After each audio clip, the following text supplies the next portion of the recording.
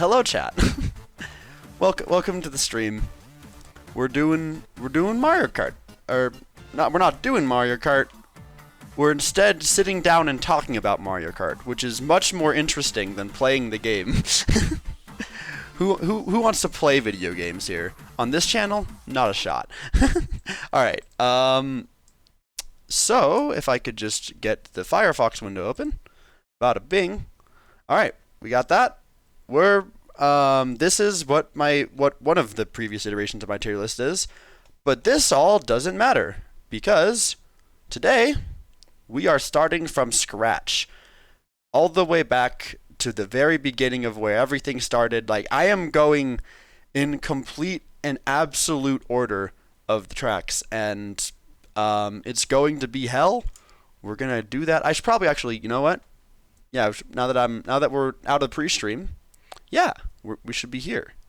I'll move Roomba Cat away. Roomba Cat. You know what? It's a special occasion. I'll let Roomba Cat exist for the time being. But let us begin our discussion with if we end up running out of music, then I will simply be prepared for going towards a different Mario Kart game soundtrack. So let us get into all of it. Anyone who knows me knows that I do not have a favorable opinion of the base game tracks. And to start off our list, we have Mario Kart Stadium. Mario Kart Stadium is a very weak starter.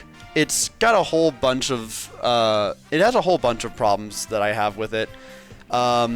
It's probably the most, I might call it the most boring starter stage in the game. It has a severe problem where it's impossible to escape out of a pack.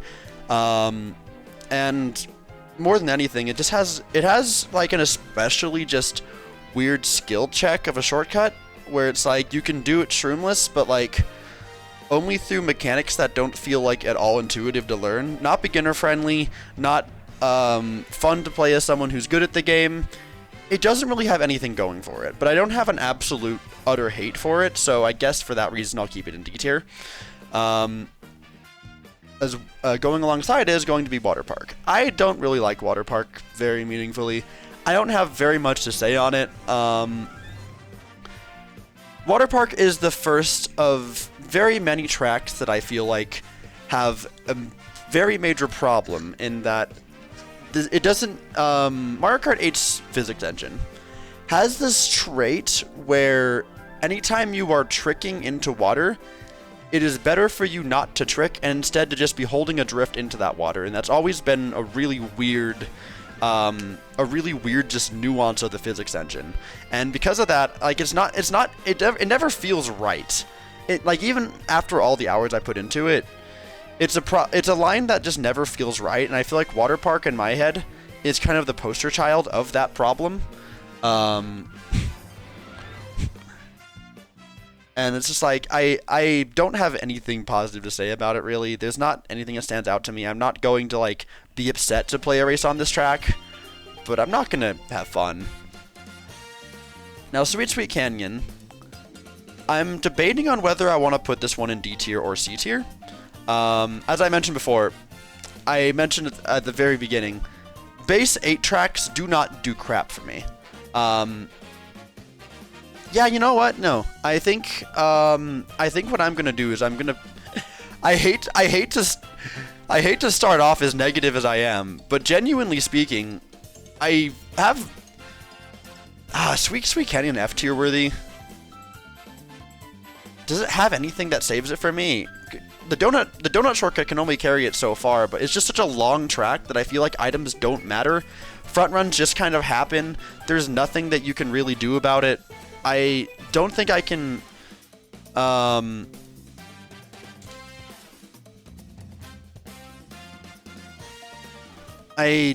don't think I can justify putting. I'll put it in D tier for now, and I could even see myself moving Mario Kart Stadium down with it into F tier later. Now, Thwomp Ruins is a decent track. All around pretty good. I think I'll keep it in B tier for now. I think, I guess I should probably establish what my criteria is for all of these tiers now, because I feel like that'll make things easier going forward to follow along with. I love how the Mushroom Cup is super meh, and Swamp Ruins comes along and like saves the whole thing. I wouldn't say it does enough to save the whole thing. It has quite a lot of problems. I mean, not problems. It has what I call base Mario Kart 8 syndrome, which is just that it doesn't have nearly enough to spice it up. And it just plays it very safe. I wish I could do this in a way that makes sense, or that's a lot easier, because like it doesn't like it when I name tiers on here, and I want to keep the general lettering grade here. So what I think I'll do is I think I'll use a whatever text for this. So I'll So I'll clear this out, and I'll kind of write the criteria on the side of it. Top 10. I don't know exactly how I'm gonna want to do this. I'll find space for this somewhere. S is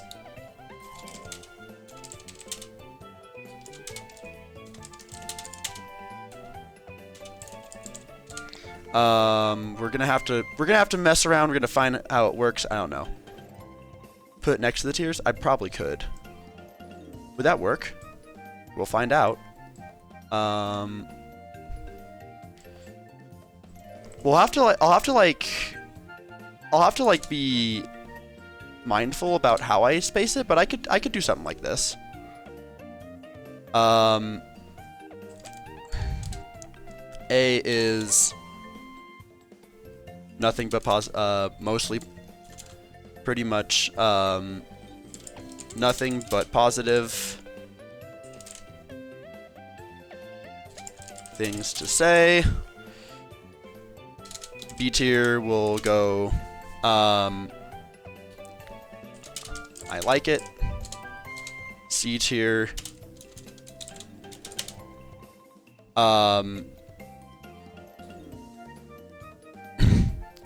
unparsable,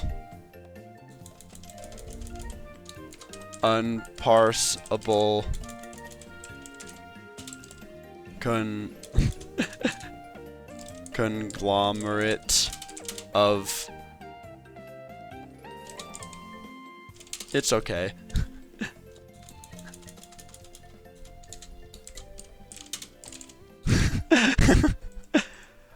And then we have D tier, flawed, and then F tier is please no. I think that just about outlines it pretty well. We now have that for anyone who joins in stuff here.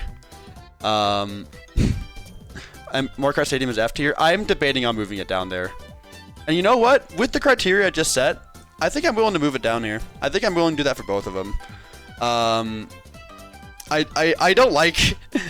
I didn't want to be too harsh right out of the gate, but I think chat has kind of made me look into the inner depths of how I feel. I'm already noticing that my chat is active tonight, so I'm gonna apologize in advance and just say that if I'm not reading any of your messages, please, the best way you can make sure that I will see it is if you at me in your message, and I will definitely see it. Or I think it should work if you just... I don't think TJ works, actually. But if you at me or use channel points to highlight a message, I will read it. Otherwise, there's going to be too much to look at. I agree, Rory. I absolutely agree.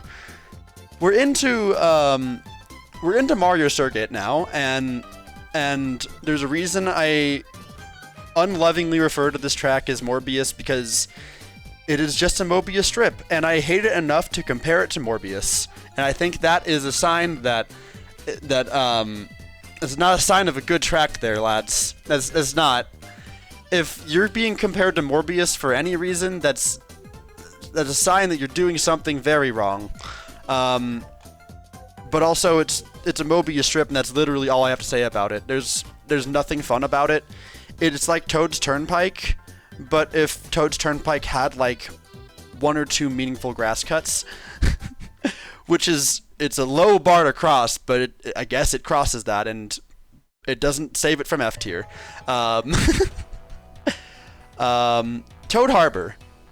First track that probably gets A tier, I think. Toad Harbor, it's basic, but I think if it weren't for the DLC tracks to make me appreciate some of the more basic ones, I probably wouldn't have nearly as strong of feelings about it. But it's one of the only bass tracks that I like really enjoy. It has a lot of issues, but it's like it's a little bit basic, but like I feel like it's very fun to master the lines on Toad Harbor. Driving on the area right after like the shopping section, where you have the split path. Learning how to do that line is very satisfying because I feel like Toad Harbor is the perfect track for demonstrating that you shouldn't approach every single situation exactly the way the game expects you to, because you have that ramp that goes to that section, and it's the faster section, absolutely, but 9 out of 10 times I find that it's not worth tricking off of it, and that feels a lot better to drift into it. And I feel like that is a very good poster child for describing what you can do with the track and like make it feel and be able to use the engine in creative ways to where just because the game suggests an option with its track design, it doesn't necessarily mean that it's the best way to do it. And I feel like Toad Harbor, particularly when you learn that, it feels much more intuitive in learning the best route, as opposed to Water Park, where it's like, hey, by the way, did you know it's faster to drift into an underwater section than it is to trick into one? Like, I will still never forgive tracks that just have that as a weird mechanic. I know it's not the track design itself's fault, but it definitely affects how I feel about the track, because I think in order to play it optimally, that does meaningfully play into things in a negative way, and I don't like that. I'm allowed to have opinions as well. I'm assuming, oh, there's just arguments happening in chat.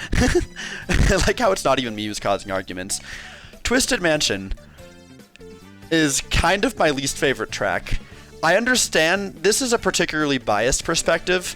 I don't think Twisted Mansion is a terrible track, but there's a reason that I kind of have an in-joke about the fact that I am cursed whenever I enter this track.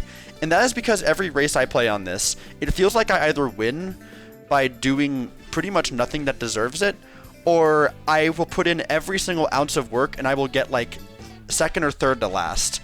It just feels like no matter what I do on this track, nothing matters. And I can't even like point to like a specific flaw I have with it. I can't say that, oh, items matter too much on this track or items don't matter enough on this track. No, I just can't get a read on this damn track, and it never feels quite right. And it's like I don't know how to take it. And so I kind of put all of my problems of Twisted Mansion into the scapegoat of just it's cursed. There's a curse there. That's but like in a genuine sense, even outside of just the whole curse in joke, I just don't like the track. I don't like driving it. It doesn't ever really like feel good.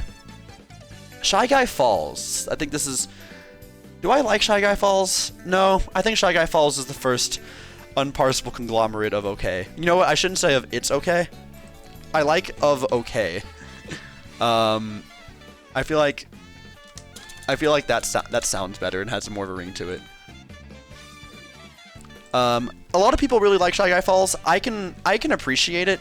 It just doesn't succeed in separating itself from the pack of all of the tracks that I just don't have an opinion on. It has some cool things about it, like the set piece is nice. It's not really like super crazy with anything in particular. It's just kind of it has a grass cut. It's daring enough to have a shortcut that's a little bit difficult. And it's just like it has its things going for it. I don't personally love it. Dolphin Shoal's an interesting one, because this is one of the only tracks that used to be in this unparsable conglomerate of okay. But over time, I've grown on it, and I think that I do like it. I think I can say that I do feel lukewarm feelings towards it. And this is for I was talking earlier about how one of my major problems with the Mario Kart 8 engine is that there are some techniques that are just not intuitive to learn. One of the biggest one that I always point to being drifting into water sections rather than tricking into them. And I feel like Dolphin Shoals, at first glance, that first section you see, where you have those rings, it kind of intuits you towards wanting to trick off of them. But I feel like it makes up for it in the fact that it has a sort of scapegoat for this, which is the existence of low tricks. And I feel like as a Mario Kart Wii player, you can, it's fairly easy to intuit that airtime is a bad thing in most cases. And I feel like Dolphin Shoals almost makes the weird, like, thing that I keep complaining about a little bit acceptable, because it kind of teaches in some ways that you can get airtime without it being a bad thing. And low tricks, I think, can do a lot of good for that.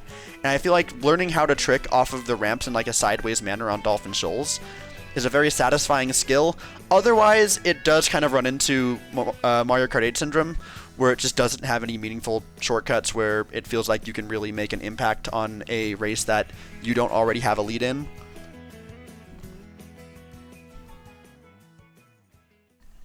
I realized how much I was talking, so I decided I'd grab a water break there. And it's like, it's good. I like Dolphin Shoals. I think I've grown to be lukewarm on it. Unlike Electrodrome, which is very firmly in the I don't have an opinion tier. It's the most that I have to say about Electrodrome is the classic age-old saying from the Golden Brawler streams of the fact that it is the only Mario Kart track that is only one word long. Unless you're petty like Leah and insist that Skyscraper should count, but no. Otherwise, it's Electrodrome. Okay, here's the thing about Electrodrome.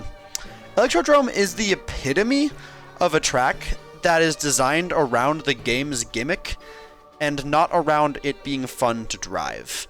It's when you look at the track just from a viewer's perspective, like just if you were to like use noclip.website to look at the track, it looks interesting, but then you drive it and you see the problem, which is that Mario Kart 8's anti-grav mechanics are implemented way too smoothly to ever feel it in 9 out of 10 times.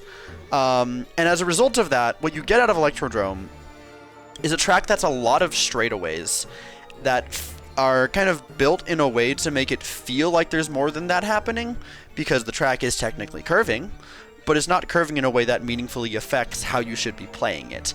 It's a very just awkwardly wide track.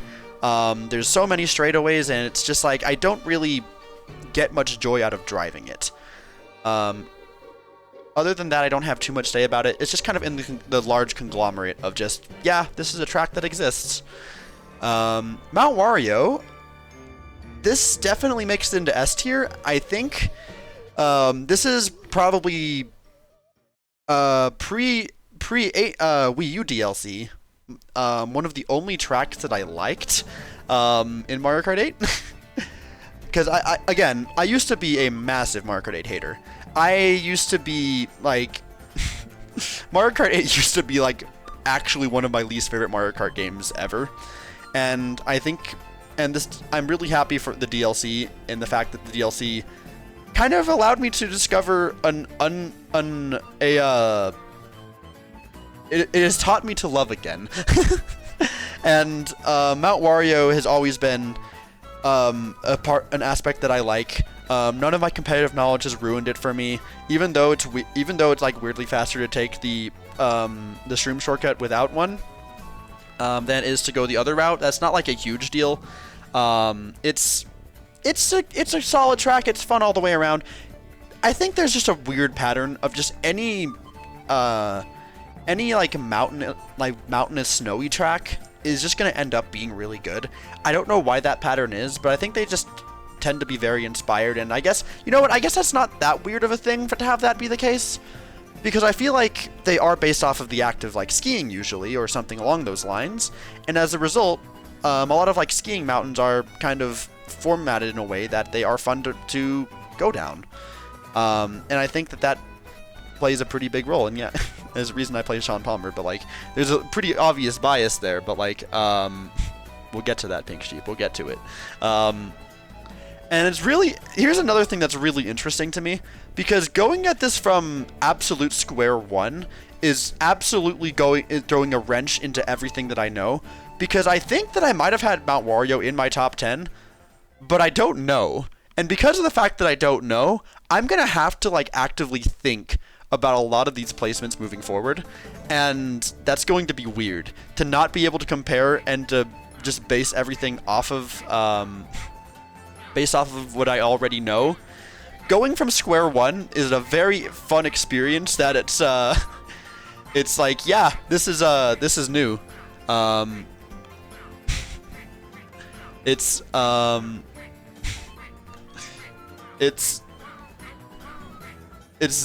crazy because I want to, like, I don't know if I should put Mount Wario. You know what? Until dethroned, Mount Wario can sit in top 10. I don't think it'll stay there, but it can sit there for the time being and have fun with it. Sunshine Airport is listed after Baby Park on here. Oh, is that right? Well, at least they have the decency to correct their mistakes. This is Sunshine Airport the one that's next, or is Cloudtop Cruise before Sunshine? I keep forgetting. Thank you for letting me know. I just kind of assumed that this list was correct, and I guess it's not entirely. Beginning a Star Cup, so I'm pretty sure Cloudtop Cruise is Star Cup as well. So I guess that does take us to Sunshine Airport. I don't think I've done any other Star Cups. I could be wrong. But on that note, Sunshine Airport is one of my least favorite tracks again. I feel like my F tier is getting a little bit overfilled, and I don't necessarily know how much it deserves that, but I look at what's in my F tier, and I think every one of these tracks deserves it. Sunshine Airport, I never really cared for the set piece of it all that much. But like even outside of that, it always, I kind of felt like Sunshine Airport, when I got into the game more meaningfully, I always felt like Sunshine Airport had potential to win me over with it over time. But the more I've played it, the more I've kind of disliked it. Sunshine Airport, in my head, is the definitive track where you front run the entire thing. If you have one skilled player in the lobby and a bunch of people who don't know what they're doing, the skilled player wins 100% of the time, like without any leniency. It's just like a weird thing where it's just like Sunshine Airport just kind of encourages a lot of infighting in the middle pack, and then the people who know what they're doing just kind of have the most uninteractive, boring races imaginable. I don't want to hate this track, but it just, anytime it shows up, I just think of that, and it's like it happens every time, like pretty much consistently.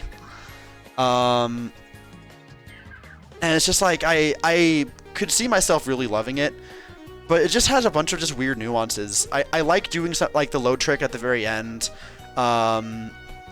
It's also just weird. It's also just like a really weird obstacle, just the plane in the middle of the track.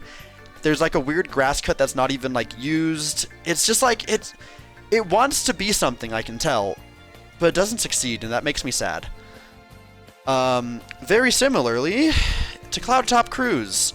Cloudtop Cruise, I'll at least give the benefit of the doubt. It has some sections that are pretty fun, but it has a lot of the same problems of having ideas but not having them matter in any meaningful capacity.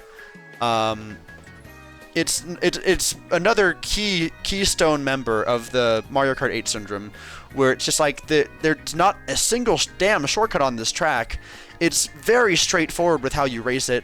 The glider section is so freaking long, despite the fact that there's boost panels there to make it faster. It just doesn't go anywhere. The leaf shortcut's pretty fun though, but like there's so many of those kinds of shortcuts in Mario Kart 8 already that it's like it doesn't offer anything, and it just results in this really long-winded thing where it's like it just doesn't it doesn't feel like it matters in any grand scheme of things. Can I say something? There aren't really any tracks I hate in Mario Kart 8 Deluxe. There's a good amount of tracks I hate. I don't have that many. I don't feel like I feel like when I say hate, my definition of hate's pretty low bar. Like, I don't think I'm a particularly like hateful person in terms of like how I look at these tracks. I just look at them as whether or not I like them, and I don't like throw a fit whenever any of these get picked, unless it's something like the Excite Bike incident. But I feel like that's an exception and not the rule. Like, I can tolerate a race of any of these tracks, and I'll have fun with it, and I'll find a way to have fun with it one way or another. But it's just like, in terms of what they have to offer in a race, that just tends to be how it goes.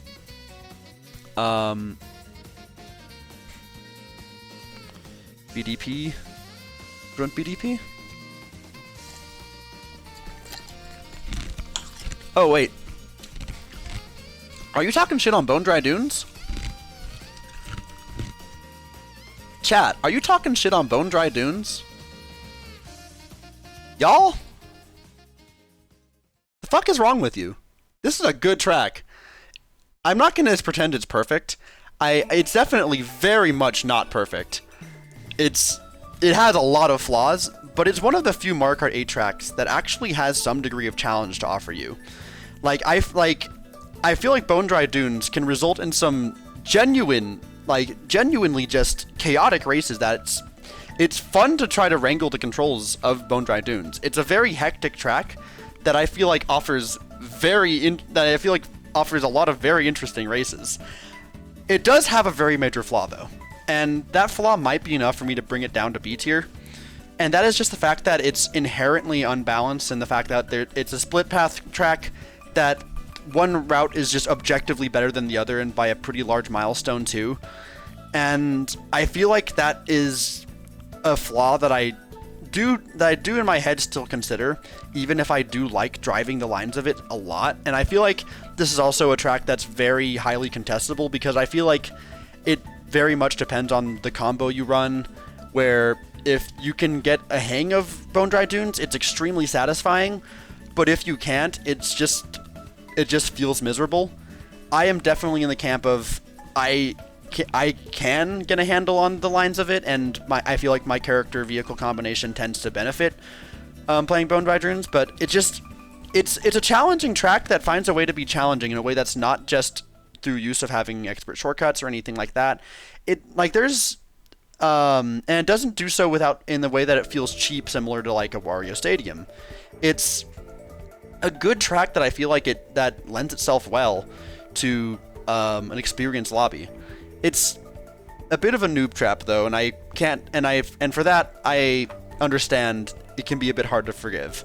I still think in personal preference, I enjoy Bone Dry Dunes more than I can say I enjoy Thwomp Ruins or Dolphin Shoals. I could possibly see myself putting it at the top of B tier, because I feel like what's my criteria for A? Okay, nothing but positive. Yeah, no, I can't say nothing but positive about it, because that split path thing is a massive deal breaker. But it'll probably stay at the top of B tier for a while. Regularly was Yoshi Master Cycle. Yeah, Inside Drift has an entirely different story, so I definitely cannot speak on behalf of you if you do Inside Drift. Takes a fair amount of skill to drive and has a few other positives to it. I like the set play at the end. Yeah, it's a surprisingly, like, I don't know why people call it boring. The freaking giant dry Bowser skull is it's a very I don't know. It's a very memorable set piece in my head, and I don't know why other people seem to hate it so much. Takes a fair amount of skill. Sometimes extra item is solid. Wait, is there an extra item on the other path? Because if so, I'll move it back up to A tier. I will. I actually don't know. I just always run the faster route. But is there an extra box on the slower route? You're not weird for running Inside Drift. Much to what the game might tell you. Oh, top path in the cave. Ah, okay. Okay, no, it stays in B tier. Like, I feel like the dry Bowser skull, like the giant dry Bowser skull, is a very menacing set piece that I feel like adds a lot of personality. Unlike Bowser's Castle, we've seen a giant mechanical Bowser interacting with the track so many times, and this track does nothing but sit in the middle for me. It's just like, I don't have anything to say about this one. I think I like it more than most of the other middle of the road stuff, I feel like there's a more likely chance I would pick Bowser Castle. I don't think you could even compare it to Wii. I feel like it has a lot of ideas from Wii in mind, but I feel like Wii's has an identity in like how each turn is taken, where I feel like 8 Bowser's Castle can be described as them taking like a general structure of like a Bowser Castle probably somewhere along the line similar to like a 64 Bowser Castle, but then you just inject a bunch of anti-grav into it, and that tends to make what should be like a really tight corridor feeling, where it's like it feels where there's a really menacing feeling, to just kind of feeling like just this weird floatiness to it that I just don't really like. I will say though, the dirt shortcut at the very end of Bowser's Castle does make this a bit of a highlight for me, because I've had a lot of incredibly funny moments happen on that last stretch, where it seems like, okay, this is where a race is made or is made or broken. Like, there's no problem. I don't have a problem with Bowser Castle. It just has the same thing. It just has the same problem that most Mario Kart 8 tracks have, which is that it focuses way too hard on anti-grav gimmick. It doesn't implement enough. It doesn't really implement enough of an identity outside of that, and it just kind of it plays okay, but nothing special. Of 8 Bowser Castle is spectacular, and the ending works, but the middle is just feels forced. I can kind of agree.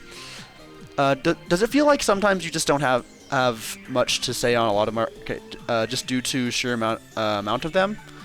No, because I felt that way about these tracks before the DLC, where most of the tracks that I had anything to say about, I had only kind of nothing, blanket statements to say about them. There's a reason why I coined the term Mario Kart 8 syndrome, which is that this is a thing that happens. It's a very common thing that happens, where it's like, I feel like that's just a problem with 8 in general, is that none of the tracks have a defined personality where it feels like they really accomplish anything that makes them memorable to me, especially because what makes a track memorable to me is how it can create a dynamic with its racers. And I feel like one of the easiest ways to do that I think I oversold how important it actually is the presence of shortcuts, and Mario Kart 8 in particular does not like having tracks that have shortcuts. So that leads us to 8 Rainbow Road. And what I have always said about 8 Rainbow Road is that it is a good track, but it is not a good Rainbow Road. It kind of has that same sort of Mario Kart 8 syndrome where it's like the tracks are excessively wide, just kind of like really floaty for no reason, and like there's like just airy. Doesn't really feel like there's much purpose to them. The space station is I've never been a fan of incorporating things other than I've heard enough Electrodrome. Let's move on. I've heard enough Electrodrome. Let's but it's a lot of the same stuff I've been talking about. I've never been a fan of incorporating non-Rainbow Road elements into Rainbow Road. So the main two that come to mind are 7 and 8, where they have these like sort of real life space settings that I don't really like as much. Like I don't like having these space stations. I don't like having these planets. I feel like the Rainbow Road should be about the Rainbow Road, and not these like weird gimmick set pieces that are there in between. And you'll be hearing more about that later. But the one thing, so I talk about that and how that makes it a less or good Rainbow Road, because I feel like a Rainbow Road should be narrow, challenging, this mystical thing that's like really crazy. And Mario Kart 8 Rainbow Road does exactly none of that. But why do I have it in A tier? Well, that's because I feel like Mario Kart 8 Rainbow Road, in spite of these problems, does tend to be one of the more skill-based tracks in the game, in terms of lines anyway. I say in terms of lines because Mario Kart 8 Rainbow Road is one of the funny tracks where there is a item box right before a cannon section. And if you know anything about how Mario Kart 8 handles items, if you let someone in first place go through that cannon, wait like a couple seconds for them to go through that cannon and build all that distance away from you, the items you get are fucking nutty. It's a kind of a quirk that it's in 8 Rainbow Road. Actually, you know what? In both tracks it shows up. It's just a kind of a funny quirk that I don't mind, and I think it doesn't dampen my enjoyment for it, but it could definitely be seen as a flaw. It's not sandbagging. Very distinctly different thing. Sandbagging is when you intentionally don't race at all for the sake of getting the exact items you want at the first set of item boxes. In the case of something like this is more you break before you slow down a bit before the set, let the person in front of you just finish going through the cannon, and then you'll be able to get power items. But like, not like, it's different. It's more so that it just tends to balance towards giving you more powerful items than it is necessarily exploiting the fact that there's a lot of shortcuts to abuse. It's just that it's just a thing that happens. 8 Rainbow Road just gives everyone a lot of power items. That's just what happens, and it's funny. I kind of like it. I feel like I have pretty good dynamic race on Rainbow Road, and I've not even gotten to the fact that Mario Kart 8 Rainbow Road is probably the only base Mario Kart 8 track that has an expert shortcut, if I'm not mistaken. And of course, my definition of an expert shortcut is one where you like meaningfully cross some like very major gap, or have like a major risk while you're taking it. I guess what I call expert shortcuts are usually ones that are unintended by the developer, where it's like where it feels like this big deal to learn it. It's the shortcuts your grandfather don't tell you about. This ain't your granddaddy's shortcuts, like those kinds of ones. And I feel like this is one of the main base 8 track. This is the only like base 8 track I can think of that has that kind of thing in it. Particularly with the fact that there's the whole path switching thing you can do. Doesn't sound like Mario Kart 8 Rainbow Road have a total of 2 shortcuts. It has a few shortcuts. There's the dirt cut in the space station. There's path switching there, and in that path switching there's also if you can take it even tighter to cut off a different patch of dirt. I say dirt. It's just off-road. And even on top of that, I feel like Mario Kart 8 Rainbow Road is a track that really is interesting to see. That's just really interesting to see how lines can affect it, because I feel like Mario Kart 8 Rainbow Road is a track where you can really feel different people's lines, and I feel like that makes it really interesting. It's a very good track. I really like 8 Rainbow Road. It's a very standout example of one of the few tracks that I think I remember fondly when I think of Mario Kart 8. And now, moo! You know what? You can sit in the top 10 warm place. It's not going to stay there. I can guarantee you it's not going to stay there. It's going to be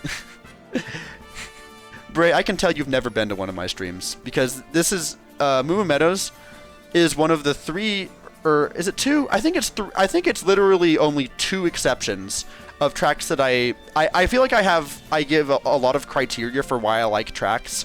And there are 2 main exceptions to that in my strong opinions.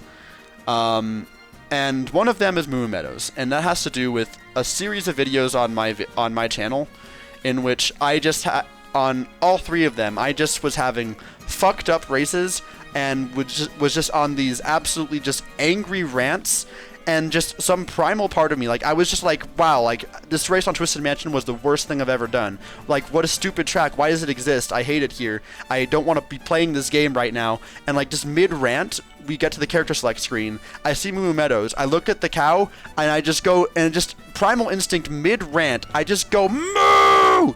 And then, since then, it's all been history, and now everyone that I have played Mario Kart 8 with has developed this mind virus that I have accidentally created. And because of that, I can only sentimentally put, and I even made an emote for it, that I made the choice of sharing this emote with Leah, because I think it's such a vital part of both what myself and Leah care about with Moo Meadows. It means, it's just the thing.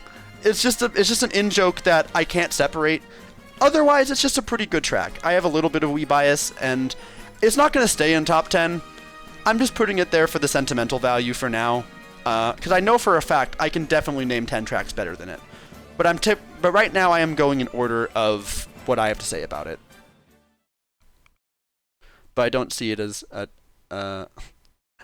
just don't see it as top 10. Again, it's sentimental value more than anything. It's just a silly track that I think just serotonin happened. GBA Mario Circuit, definitely the weakest GBA. Prior to what Leah tells you, GBA does in fact miss just a little bit. I wouldn't even say this misses necessarily as much as I would say it just doesn't hit the mark. It's on the target. It's just not like one that I ever like look at and I'm like, oh, I want to play GBA Mario Circuit. I feel like I see a lot of the good in Mario Circuit. I think there's a lot of cool stuff you can do with it. The NISC you can do over the tires is a pretty challenging shortcut that's fun. There's a lot of grass cuts, meaning allowing for some very it allows for a lot of dynamic races. I don't feel like I have a great perfect understanding of like what kind of track Mario Circuit is, and I feel like that's a good thing. If I don't see it as like being a massive bagger track or being a massive front running track, I feel like that's a sign of a track that can give you a lot of variety. And I like playing Mario Circuit. It's a good track. It's just never good enough that particularly enters my headspace as the track I want to vote for. That's just not something that typically happens. It's a perfectly acceptable track and I enjoy playing it, and there's a lot of cool things about it. It just doesn't tend to break that threshold. Cheap Cheap Beach. This is, I think, bottom of C tier. I used to have this in D tier. I don't think that's quite warranted. It's not anything special, but I don't think there's anything it does wrong that I have a problem with. It's a bit narrow. It is very forgettable. I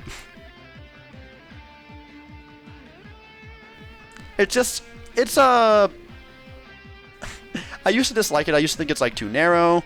The ending section just kind of results in just a clusterfuck of item play. I don't think that's a bad thing the more I think about it, but it's just like I don't particularly find myself liking this track.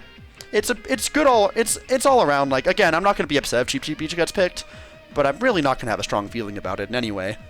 I think it's the best beach track. I don't think it has a lot of competition in that regard, because there's not that many beach tracks that I think do well. Actually, no. Koopa Troopa Beach. What am I saying? Koopa Troopa Beach. It's right fucking there.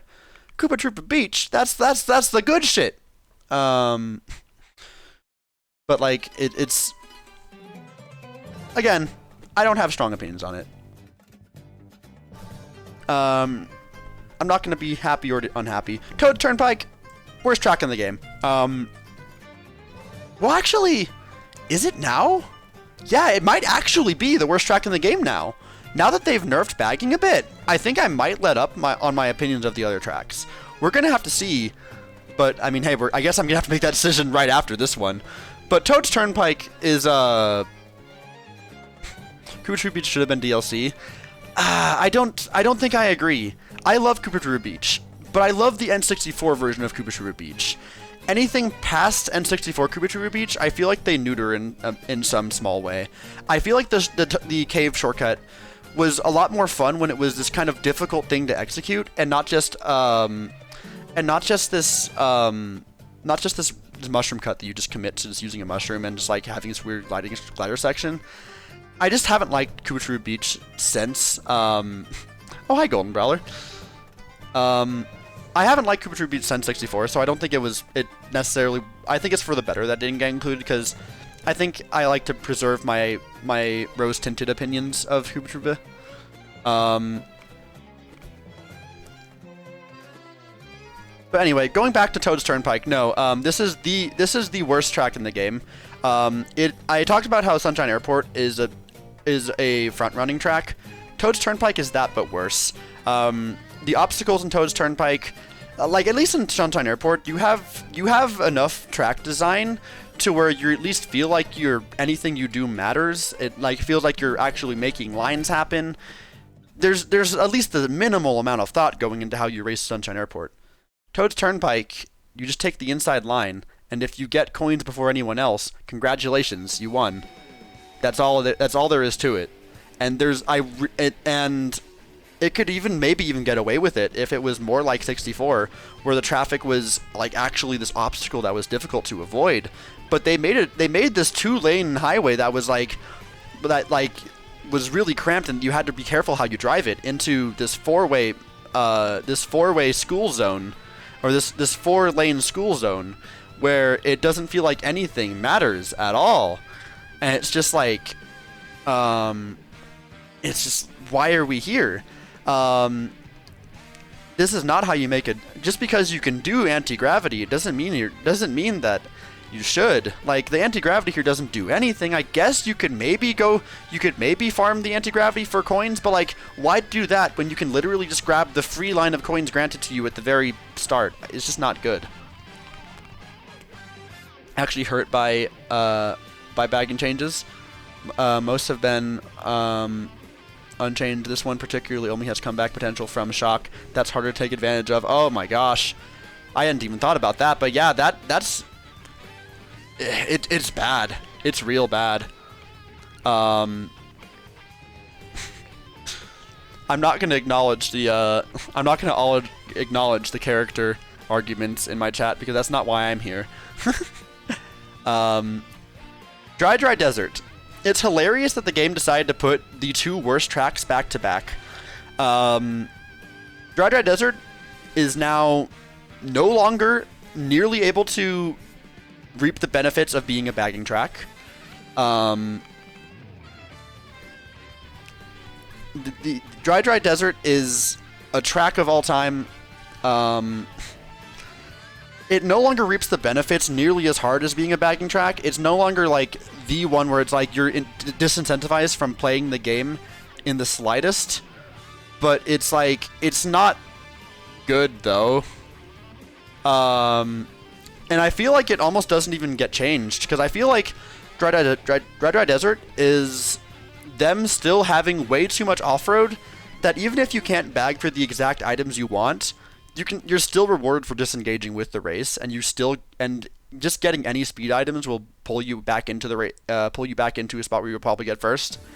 So I think it's still bottom tier. Congratulations, Toad Turnpike. Not even the sandbagging changes makes Dry Desert better than you. Or makes not even the sandbagging changes can help Dry Desert. There's nothing there. It's just not. It doesn't have anything anymore. The pit doesn't have any pull to it. The tornadoes don't exist. I guess the pokies can be a little bit fun to dodge around, but they're not difficult to dodge around. And the Oasis makes the track objectively worse. It's a cool stylistic flair, but it doesn't do anything to make the track better. In fact, it just makes it worse, because remember what I was talking about earlier with water, and how it's often bad to mini turbo into the surface of water? Well, guess what track happens to have a geyser that you can trick off of, that by direct circumstance pushes you out of the water and gives you like this really bad boost? That's right, Dry fucking Desert. It's got every problem. But no, please never pick it. I won't care that much, but I'll just be disappointed in you. Donut Plains. This is a good track. Donut Plains prior to DLC was a top 10 track for me. And I think the main reason for this is that Donut Plains has the very... I've talked about this a few times. But Donut Plains has the unique factor of being one of the only tracks that just full stop offers you the choice between taking a box for defense and taking a faster route to try to increase your lead. And I feel like this track is the standout example of how you design a track for around someone being in first place and front running, because it had a lot of shortcuts all over the place. But not only that, but it also gives the person in first the choice of deciding whether they care more about defending themselves or whether they care more about trying to just increase their lead that extra little bit more. And I feel like that makes it so there's always a choice to be made on Donut Plains, and I think that's very fun. There's a lot of other things I really like about it. Hopefully rank every battle course. I guess. I don't play battle mode though. I feel like that would just be for entertainment's sake, but I don't play battle. Until PC3 and DLC was the only good SNES remake other than Rainbow Road? Possibly. I'd have to check on that. Hate the way this track plays, but it could benefit from the bagging change. I don't know. I'm not a competitive player, and it's not a track that people bag enough on that I associate it with being a bagging track. I feel like oftentimes I will front run Donut Plains and it will go pretty dang well, and but it also isn't nearly enough of a thing where it's like it feels like a track where you always get dynamic races from it, even if some of those races are absolutely painful. It's a whole thing. I've never been that much of a battle mode person. This game in particular doesn't have that great of one, but I'm not getting into that conversation now because we have to talk about Royal Raceway. Royal Raceway is another track that I think it's very actually. No, there's nothing. It doesn't have an X factor. Royal Raceway is as good as like a basic circuit track can get, but it doesn't have that one extra thing that makes me like, yes, this deserves to be in this higher echelon. But what Royal Raceway does do is it does show how to make a very good circuit track, and I feel like 64 in particular is very good at making just layouts that play well. I feel like 64 is particularly the best game for that kind of thing, because unlike Mario Kart 8, it has the most straightforward approach to how it has to design its tracks. It is literally just them first discovering what 3D is. So as a result of that, there's a lot of work that goes into making those 3D layouts interesting, as opposed to having to fit some other mechanic into it that complicates things in some unmeaningful way. Every other SNES course was just flat. It sucks. They don't try anything creative with them, but that's why I hate Mario Kart Circuit 3 being chosen for DLC. Here's the thing. As a massive fan of GBA tracks, a mostly flat track layout can genuinely still lend itself well to good races. And you don't even need to do what Mario Kart 8 likes to do in the DLC, which is like unflatten the tracks. No, if you just have the right degree of turns, I think that you can make a flat track still very fun. And that's and for that it's weird. And I feel like SNES tracks don't necessarily have to have this hate that they get. You can definitely still do stuff with their layouts. It's just that a lot of the time they don't necessarily tend to. And even if you don't do a lot with their layout, I feel like sometimes just having good enough turns is good enough. And I feel like that's the case with Mario Circuit 3, but we'll get to that much later. We're just getting started. You want depth in your courses, don't need giant hills or whatever, but make it feel like I'm not on mode 7. That's an aesthetic thing. I think what matters more for me is lines. I'm going to quickly take one step away to turn off my heater because it's getting hot as hell in my room. I didn't think it would work this well, and it's doing too good of a job.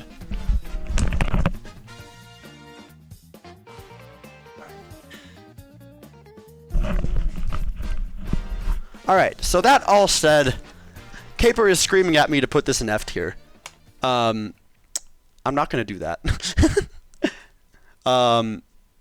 DK Jungle is not a good track.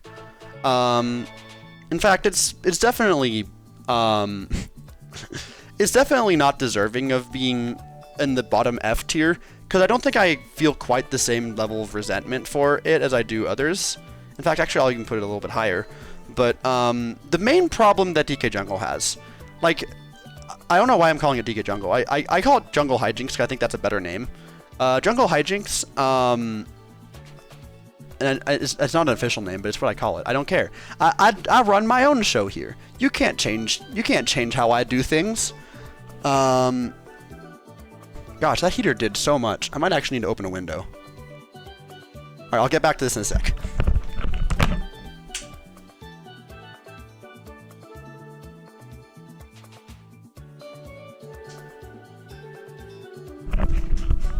Alright, Jungle Hijinks.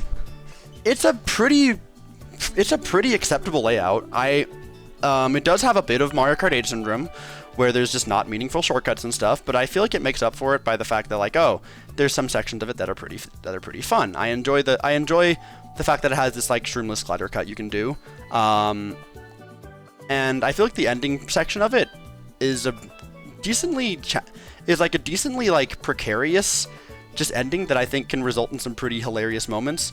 It's not a good track, but like even all of these would be enough to let it still sneak by into C tier. What kills Jungle Hijinks by far is the fact that they did a terrible job placing coins on this track. This is the one track that I will willingly bag on, and it has nothing to do with wanting better items, and it has everything to do with the fact that this track has so few coins on it that I feel like I have a better chance at having meaningful top speed by going out of my way to do nothing but sit at the back and just like grab like the line of coins 2 or 3 times than to actually race it normally.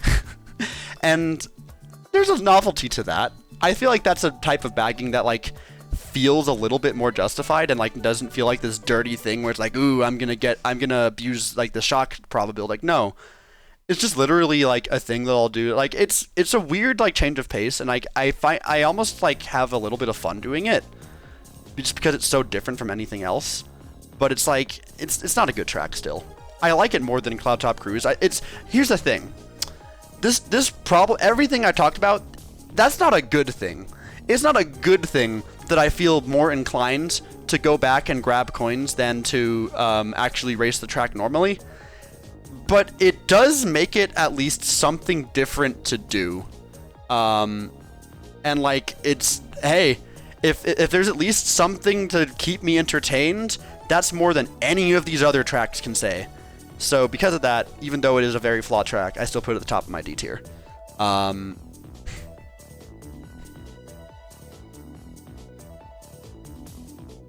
So, Wario Stadium, this is one of my least favorites, another one. F tier is getting filled up. F tier is the first one to have this problem, but it's a time trialer's track. Nothing you do in this track, no matter what you do, your items don't matter. If there's someone who knows what they're doing, they're gonna get a pretty high spot, like pretty easily, and if you're not right up there to challenge them, then you're gonna get stuck in one of the worst packs of your life. This track's pack is, you know what? I'm gonna put it lower. It's because I think I compare it to Mario Kart Stadium in the fact that it is hell to get stuck in the pack in this track. If you don't get in the top half of in the top like 1 or 2 spots by the end of lap 1 or 2, you're in for a terrible time. But if you're someone like Venator, who knows how to play the track and has learned every single time trial strat, every single weird-ass time trial strat, which includes a drift into water again, you know, my favorite thing that exists, and it's like, if you know all those things, cool. You get one of the freest runs of your life, and it probably feels really good. It's not a good track, though, and I think that all of this is a problem. And it's definitely one of the tracks I dread seeing the most.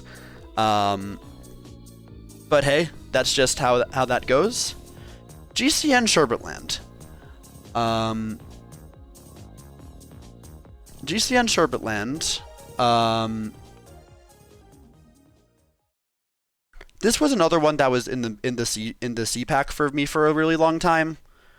I don't know if it's just the sheer raw gay energy of Leah just adoring Shy Guys, or just the fact that I found a very satisfying line on it.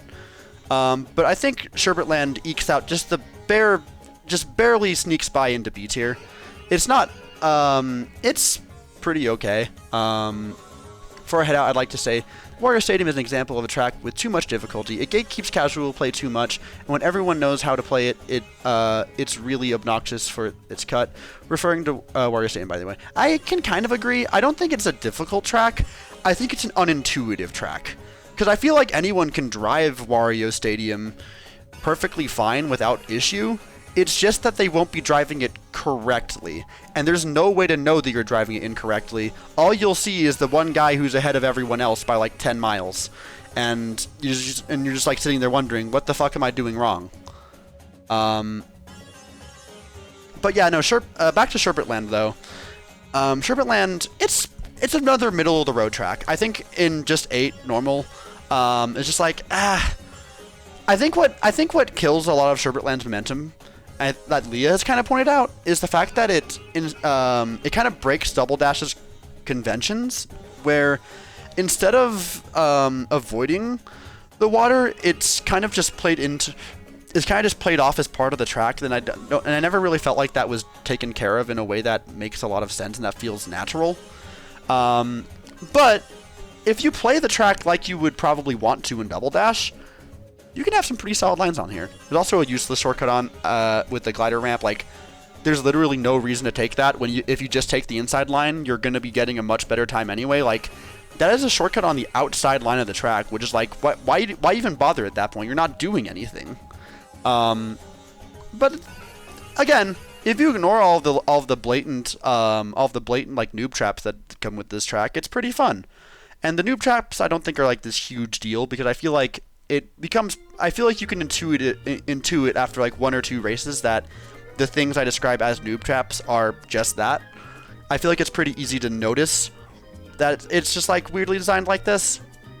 And it's like that's all fine. And Sheep, I'm sorry to tell you, this is another one in the pack.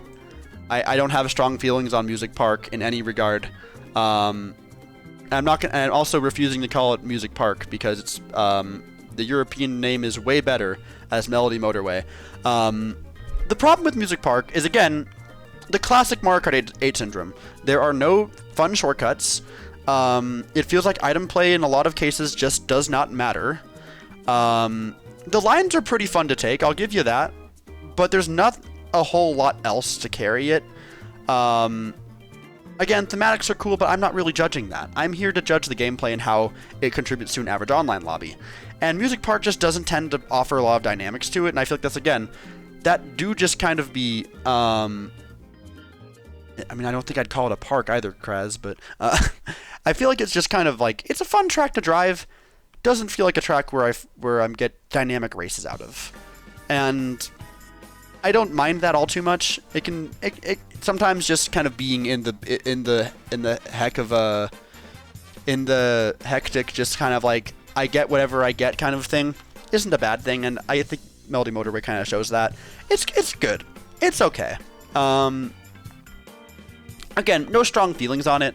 It's fun to drive, but just has the basic same ass Mario Kart 8 syndrome of just not having any meaningful shortcuts or anything to make it really feel like item play matters that much. Yoshi Valley is another interesting one, because I feel like this has always been a bagging track that me and my friend group have always had positive feelings on, and I think that's still the case. It makes up for being a bagging track from the fact that there are multiple routes that you can justify in different ways, and not nearly enough to warrant the number of them that exist, because there's only really 2 routes that you should take: the bridge if you're trying to get back best lines, or the tunnel if you're trying to max out on coins. Other than that, it's a track that I feel like you theoretically can front run and have success on, but that is also a bagging track that that opens the door for some really crazy things to happen. It's a bagging track that, like, it rewards you for bagging, but it doesn't do so enough to where it feels like it's a problem that every single person is going to do it. Like, there's still people that you can still notice an influx of people who do it on this track compared to others, but it's not dry desert. And because of that, it has more of a personality than just being a bagging track, and I think I can forgive it for that reason. And again, 64 just kind of makes good tracks. MK8 has a map while N64 version doesn't. I mean, I think N64 version did have a map. It just didn't have any way of effectively calculating who's in what position. I might be incorrect on that, but I believe N64 did have a mini map. But I've not played N64 in years, so that nostalgia bias is going to work against me here. Not bias, but that nostalgia blindness, I guess. Then we get to Tick-Tock Clock, and we're in Lightning Cup now. We're almost through base Mario Kart 8. TikTok Clock is another track that just feels awkward. It goes next to Cloud Top Cruise. It's another track that feels awkward. It has some decently fun lines to take. But compared to the DS version, it just feels like a shallower version of itself. A lot of it has a lot of noob traps that I think are less obvious.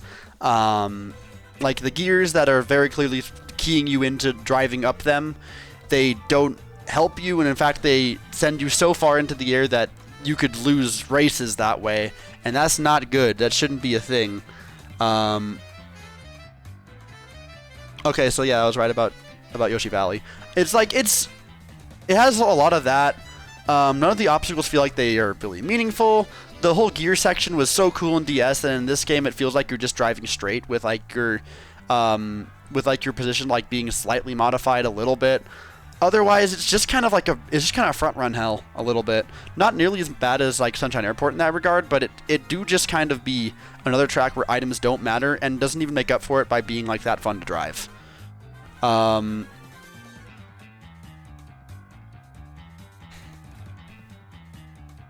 can drive on the hand 0 out of 10. I don't know why that makes it 0 out of 10. If anything, that would theoretically improve it, but it doesn't do so in a good way. Piranha Plant Slide. Welcome to the indistinguishable middle. Where do I put it though? I kind of have spite towards Piranha Plant Slide. It's not a bad track, but there's just the longest period of my life where, in my sort of just muscle memory, I have it in my head that for the most part, I don't think this is exactly accurate, but I think it's a decent enough guide to follow.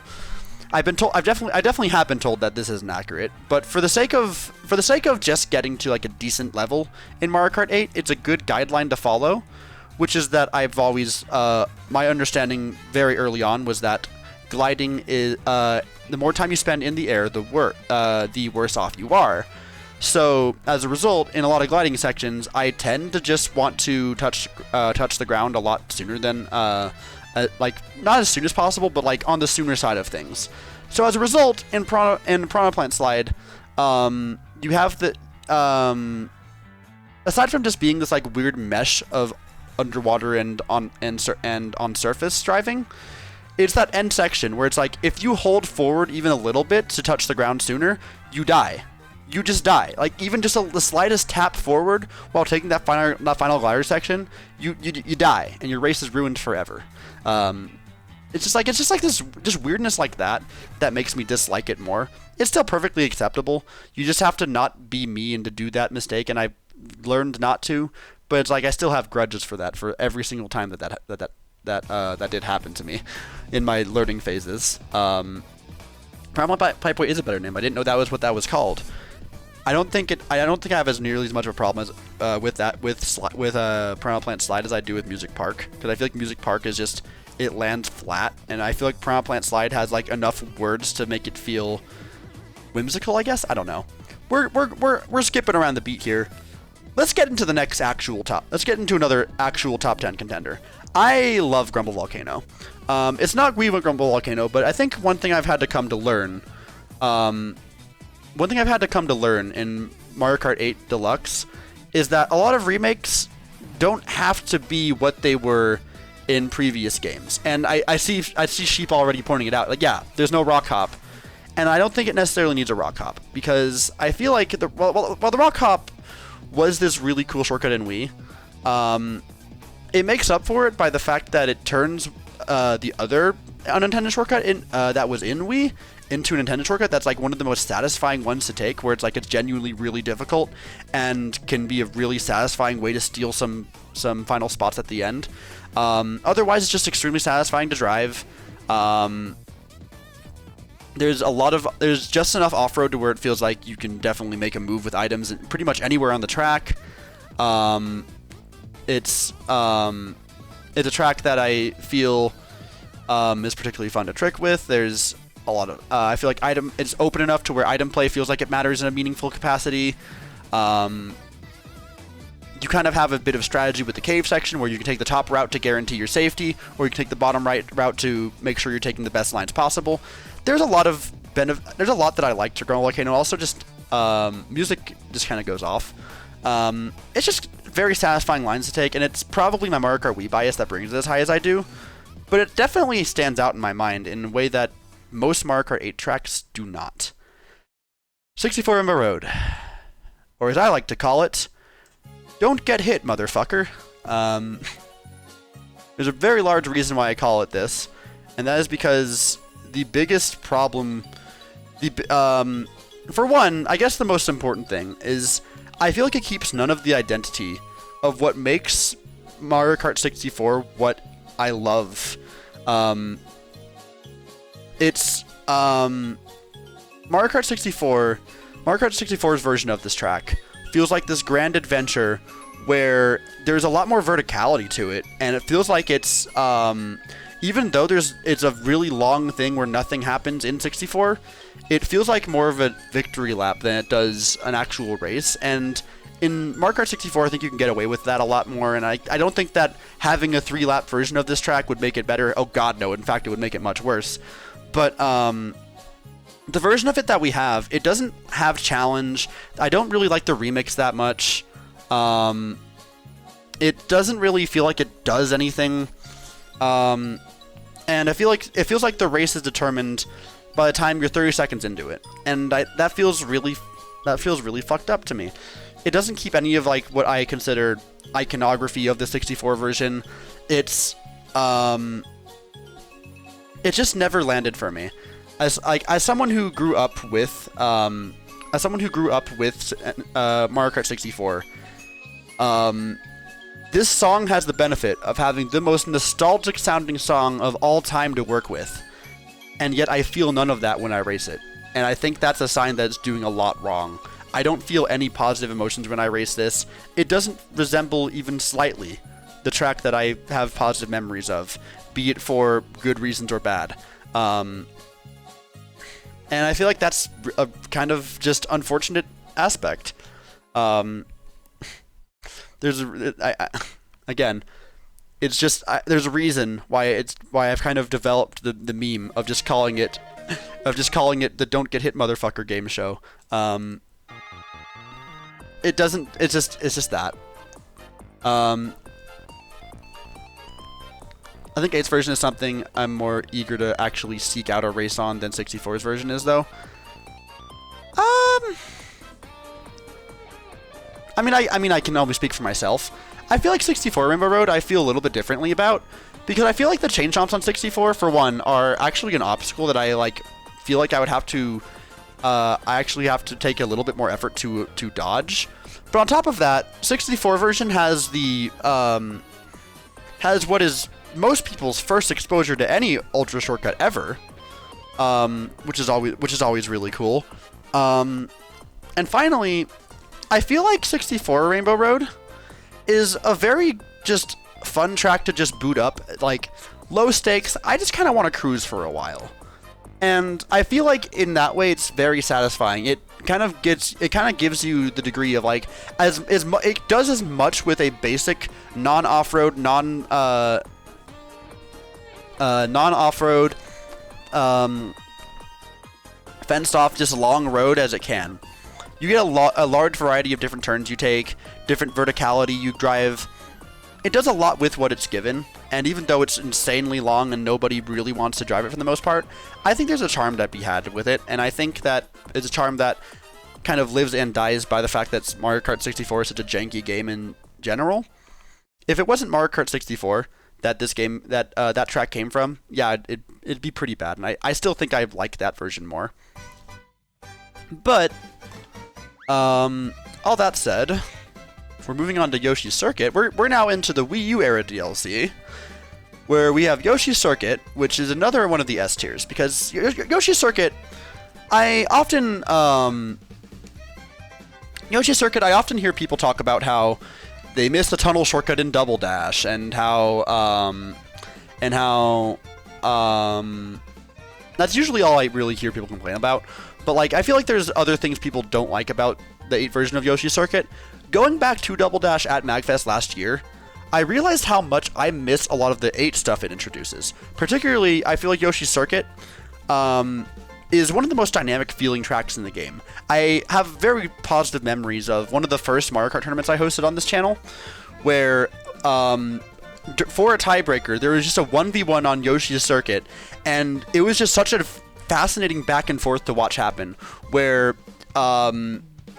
if you're a good enough track to make a 1v1 interesting, to where it feels like there's this constant push and pull of someone able to make a difference and to find themselves in the first place and then be on the other side of the of needing to be attacked, it's a good track. It's really good. And I mentioned before, when I was replaying Double Dash at MagFest, and the fact that I realized that you can't take the no item shortcut that you can do right after the tunnel, I missed that. And I feel like the 8 version doesn't get the credit it deserves, because most people don't get to experience the more technical depth of it. And because of that, I think it's one of the best tracks in the game. It's not a top 10 for me because we have a lot of DLC to cover. Believe me, we have a lot of DLC to cover, because prior to Mario Kart 8's DLC, I don't think I liked Mario Kart 8, like not even in the slightest. And it's the DLC that made me come around on this game. But now we get to Excite Bike. Moving on. No, but what do you want me to say? Genuinely, what do you want me to say? It is just a capsule that you drive around 3 times, and you drive in a straight line. You shake your controller. You take a right turn. Then you drive in a straight line and shake your controller again. That's all there is to it. And I guess for some people, you actually do press the button. But like, if you're actually playing if you're like me and like to trick using motion control, it's even less engaging. It's just exactly, it is Baby Park but worse. But I'm not gonna. I mean, that's not that hot of a take. Bray, you clearly don't understand that there are a lot of my friends who like Excite Bike, and there's a reason why it's like the hottest contention in the in my friends and I server, where to a point to where Cyan picks it to spite us every single time, and Leah hates the track so much that she takes a vow of silence. And if you know anything about Leah, it's that normally she never shuts the fuck up. I love her, by the way. I love Leah. But she will go on and on if you let her. And for a track to be so bad that she takes a vow of silence while it is being played in protest, that's pretty damn impressive. It's bland, which is why you like it. I can't tell you what to like. But I'm looking at track design and how it tends to result in things.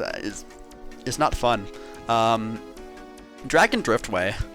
I keep wanting to put Dragon Driftway high, but Dragon Driftway is kind of notorious, for me anyway, as being in the track that I can always say, yeah, I like this track, but then never a single time in my life do I ever actually pick it. And I don't really know why that is, but I think the fact that I have lukewarm things to say about it deserves B tier. But the fact that it never gets picked, I keep wanting to put Dragon Driftway in like A tier or something like that, but I just never want to pick it. And I think the fact that I never want to pick it, I think there is something internally that I'm ignoring there about the fact that if I don't ever want to pick it, then is it really that good of a track? And I feel like my answer to that is probably not. I think it still deserves the moniker of being in B tier, because it is still a track that I think I have positive feelings about. It's a well-designed track that I enjoy, and I think in the past I've always wanted to put it a lot higher. It does a lot where it's like, yeah, this is good, but it's like it's never something I want to drive, and it's weird. But that's my take on Dragon Driftway. Mute City is a weird one. Mute City, I used to really love the F-Zero tracks, and the F-Zero tracks, I was one of those guys who put the F-Zero tracks as my 2 favorite tracks in the game. That is no longer the case. My eyes have been opened to the flaws of Mute City. I still think I kind of like it, but it does have front-run syndrome. It does unfortunately have front-run syndrome, where it can feel like oftentimes your items don't matter. And for some reason, I don't know if this is just a Mute City thing or if this is just a really weird coincidence, But Mute City has had this really weird pattern of, I feel like I will be in like a bottom spot at the end of lap 3. I will go to an item to be like, okay, I can save the race if I can just get an item that allows me to take the shortcut, and like I can make some meaningful move here. And then in like 10th place, I get a single mushroom. I think there's something broken on Mute City with how its items are balanced. But on top of that, the boost panel section at the very beginning is so, how do I describe this? The boost panel section at the very beginning of the track kind of dictates how you have to play it to such a degree that I feel like it just becomes this like back spam haven where if someone's in front of you and you're wanting to keep up with them and taking the line that's optimal, they can just throw a shell back at you and you can't really do anything about it. All you can do is respect their space, and it's just like this really weird thing.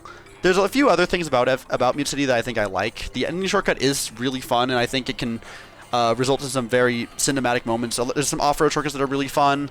I enjoy the dynamic of getting coins through the pads, through the healing pads.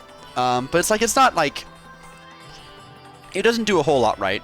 Other than just having that F-Zero flare, it doesn't succeed nearly as much as I wanted to give it credit for at the beginning. Wario's Gold Mine. Oh, this one's a tough one. Have I had enough time to forgive Wario's Gold Mine? I don't think I have. To D tier with you. Wario's Gold Mine is... It feels like very overscaled, where it feels like the track is much larger than it needs to be, and on top of that, they removed the only real challenge the track really gave, partially due to it being so wide, partially due to the fact that minecarts don't even hurt you, and partially due to the fact that they took away the shroomless shortcut actually mattering. The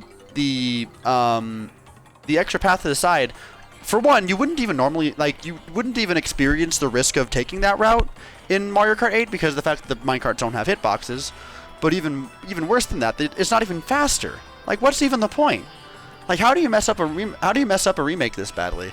It just it's just a very flawed track, and it's like, I feel like I should normally be very excited about a Wario Gold Mine remake, but it just doesn't do anything right, and it's unfortunate.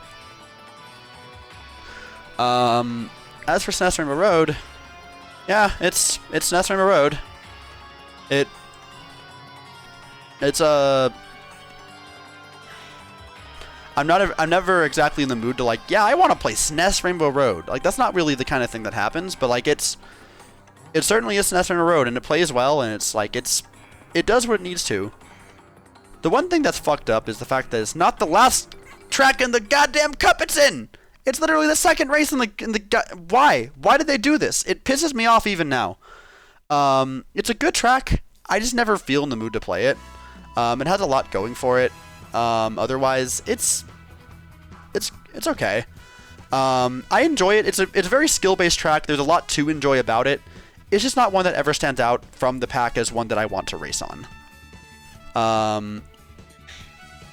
That said, I think that's most of my thoughts on it. I don't have too much to say.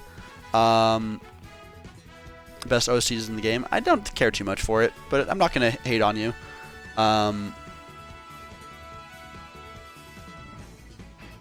There's a Siva rip on that. I'm not going to worry about it. Ice Outpost. This is probably the furthest any single track has fallen in my rankings, because I used to rank Ice Outpost as one of my top 10.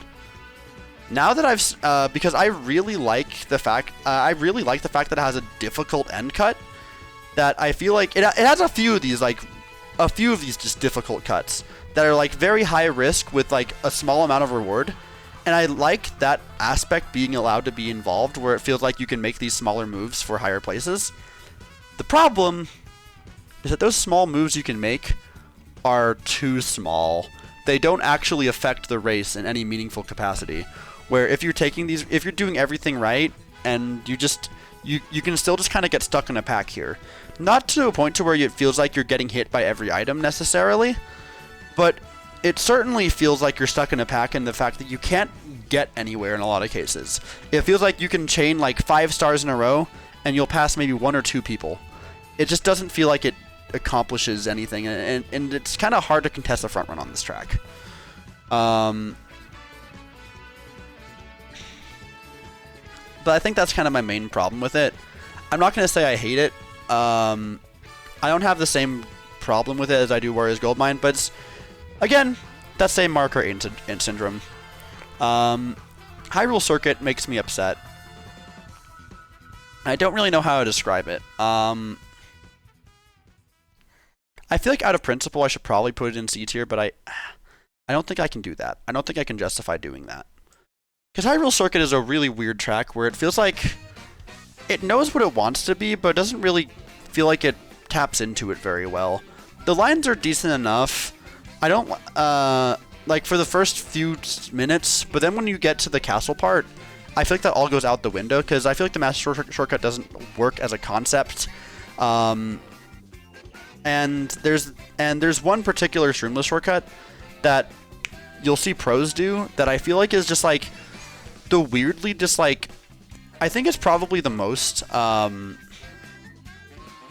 just like try-hardy of streamless shortcuts in the game, where it's like I feel like you in order to have any chance to really play this track correctly, you have to have put a lot of time into this track to lab out this shortcut, because it makes such a big deal that it can save you seconds at a time, like multiple seconds, like 2 or 3, like it can single-handedly win you the entire race. And it's just like it's like, okay, but like what does it take to do that? And it's a lot of grinding on time trial, and I feel like it's such a noob trap that it's just like it has a lot. It's gonna be like it has a lot going for it, but it doesn't tend to work out in a way that really is meaningful. And I think it just tends to make me upset when there's someone who is going that hard in just like most regionals I'm in, and it doesn't feel like a satisfying one to take. I don't get much out of it. So Baby Park. I mean, I'm surprised people are excited to hear what I have to say about Baby Park, because I feel like I've made my stance clear on it, which is just to say that it's not the same. It's very much not the same. I hate Wario Stadium more. I think I even hate Switch Street Canyon more. I think it goes right here. Baby Park, it's not the same as it is in Double Dash. People like Baby Park because it's this chaotic thing where it's like, oh, you have to worry about all these different items. It's like, and I feel like the most I get out of Baby Park in this game is mild annoyance.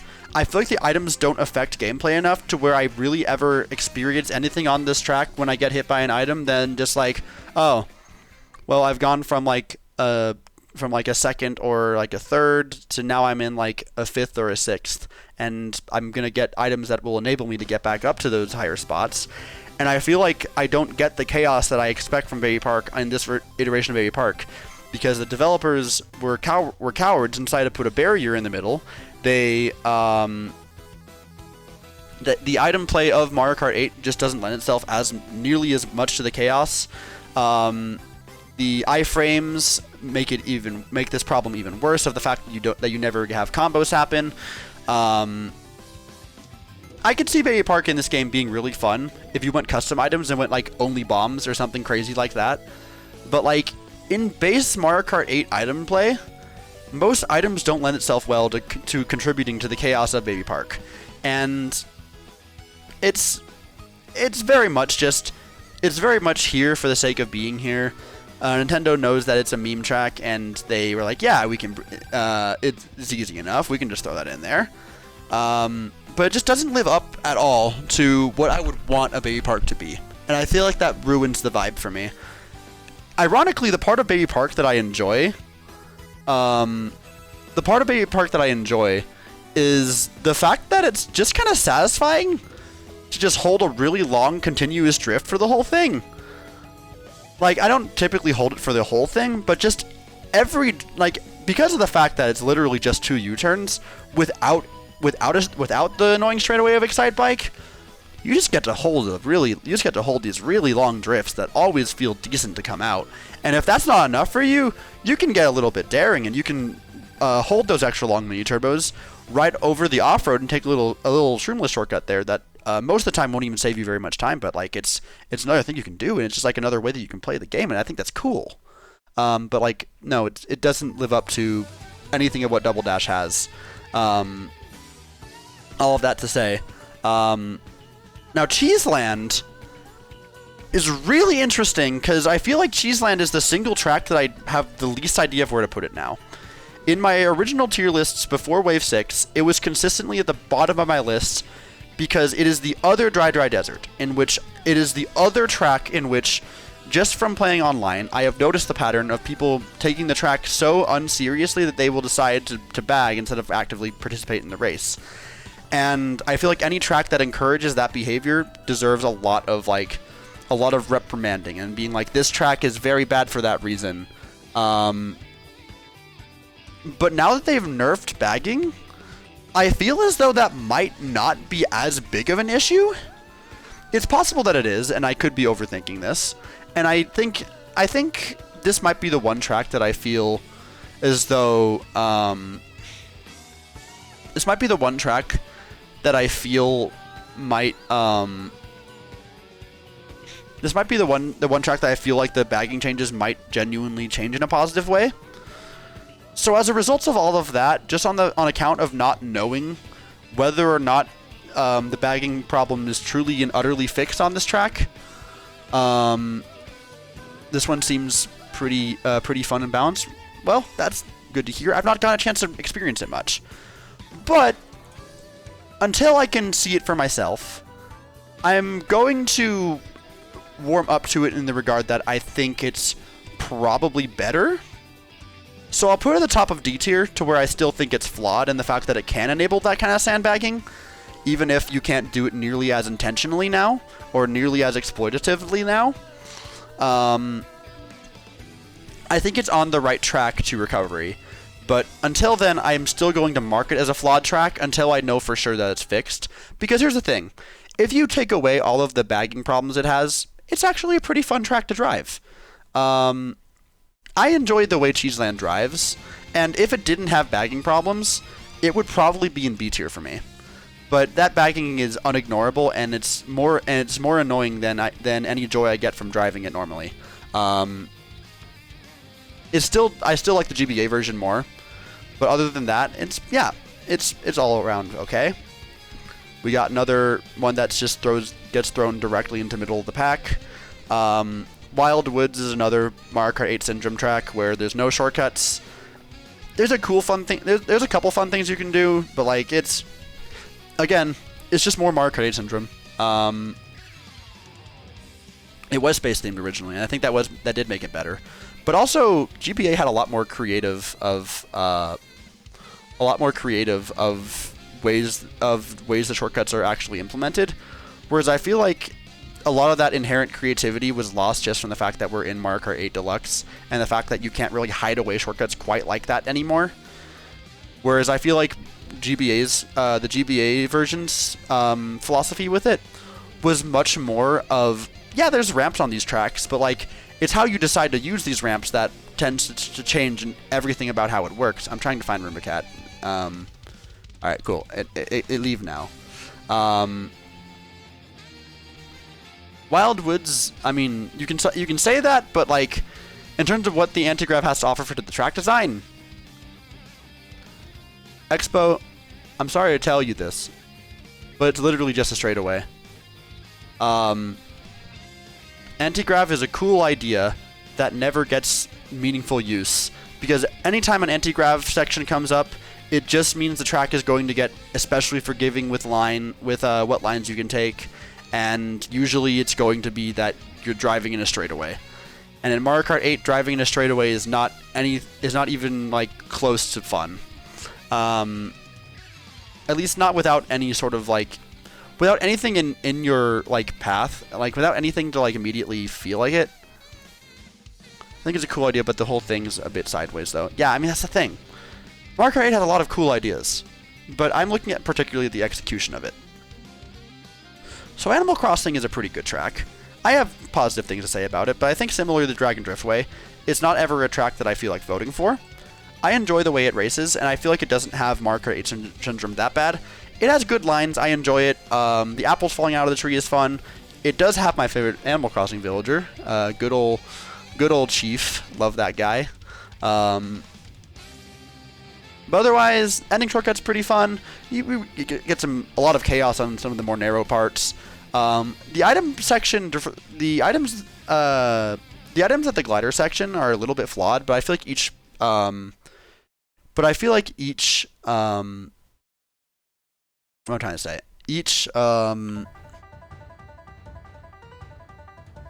Crap, I'm losing my train of thought. Oh, each update that's slowly been getting fixed because they're making it so items respawn faster and faster. So it no longer just favors the person in first getting every single item box without being contested. I feel like that's slowly getting changed with each update, and I feel like that's a flaw that I could normally point out, but like it's not as much of one now. Neo Bowser. This is a really weird track because the more I play it, the more I actually think I tend to like it. It's not anything super crazy, but it's a track that is 100% down to its lines. It is a track that shows the degree of technicality that a Mario Kart player has in a way that's not just whether or not, like, oh, is there a shortcut that can make things matter, and like, does item play matter in every regard? Like, no, not necessarily. But what Neo Bowser City does offer is some of the most like skill-intensive lines in the game, and I think that is something that is worth commending because it genuinely feels extremely satisfying when you see someone who's racing ahead of you and being able to pass them by doing nothing but just brake drifting on the inside corner, and it's full on initial D bullshit. Like where it's like they'll be like other people who are less experienced will be taking the lines as they normally would, where they're just kind of struggling to stay on the track. Where if you are seasoned and know what you're doing, you can use that extra bit of experience to know exactly how to take it, and to just full on like initial D, like inside line pass kind of like thing, and it's a satisfying thing that I think goes a long way, and I think I like that a lot. It's a track that rewards fundamentals, and I think it does so in a very meaningful way, in a way that no other track really feels like it does.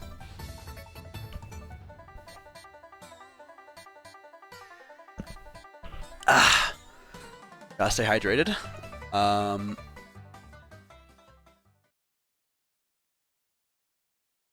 So, Ribbon Road. This is another weird one. Because I feel like I started off hating Ribbon Road, and then I warmed up to it more. Let's skip around a little bit. We don't want to just hear the same. We're technically behind on where I should be. You know what? Wow, YouTube's taking a hot minute here. I'm just gonna skip forward a decent chunk here to Baby Park, because Mario Kart 8's remix of Baby Park I really like. Holy crap, YouTube, get your shit together. Alright, so Ribbon Road is a weird one, because I feel like I started off really hating this track, then I warmed up to it, and now it's just back into the middle. It's back into the conglomerate. It's really not anything special in my opinion. It gives dynamic races, and I can say that much, so I think I'll put it right up here with Mario Circuit, where I feel like you can get a lot of dynamic races out of Ribbon Road, but it's not necessarily better for it. I never really liked driving it. The blue ribbon section has never really felt right to me. And it's just kind of like, it's okay. It's all around pretty good. Super Bell Subway. This is a track that offers a unique obstacle that no other track in the game really does to quite the extent.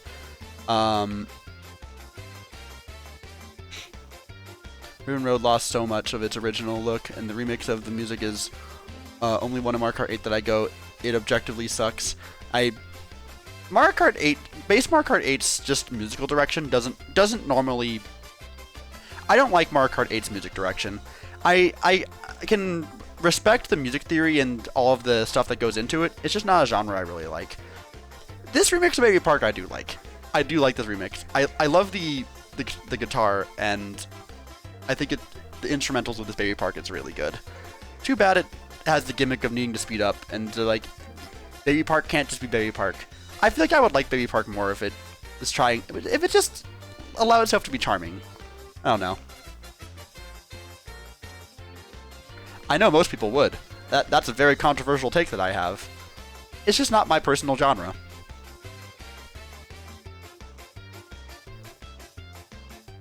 But also, I don't really tend to, if it makes you feel any better, I don't think there's a single track that, actually there's probably one track that music does genuinely affect my ranking of it.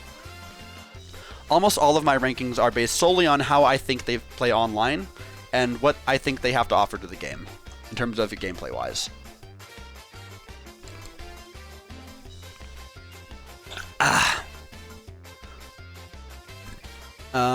I forgot what the last one I ranked was, but I guess we're on Big Blue.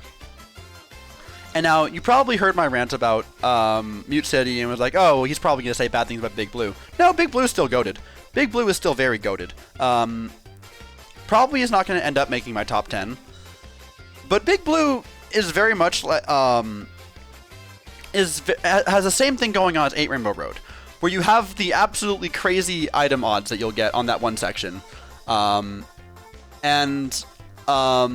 feel like Big Blue not only takes the fact that it has this weirdness to it in strides, but also kind of just fully is able to play off of it, because it creates this very interesting dynamic of, on Big Blue, you kind of generally know when the shock's going to be put into play, but you don't know when it's going to be used. And I feel like that tends to result in, with almost everyone having power items, this kind of like really huge mind game of you know the shock's gonna come, but you don't know if you're gonna be ready for it. And even outside of that, that only really tends to be one part of the mind game, and a lot of times the shock isn't even what determines the race, but it's an extra just aspect that happens. And why is there a faster version? Are you serious? There's a version for all. Why? Literally, why? Why is this in the uploads? We're not doing this. I don't even want to indulge Cheeseland. Let's skip around a little. That's an extended version. I guess we are kind of entering the tour section. Let's go with this one. Let's go Big Blue, I guess.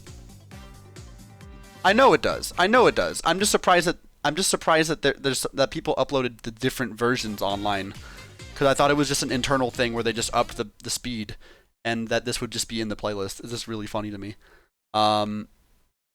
Big Blue's shortcuts in Section 2 are absolutely insane. I don't even know how to do the second one, but the first one is always extremely satisfying. I feel like there's a lot going on in Big Blue. It's a track that really feels... I think it's the one track that I think... there's a reason it was my number one for so long.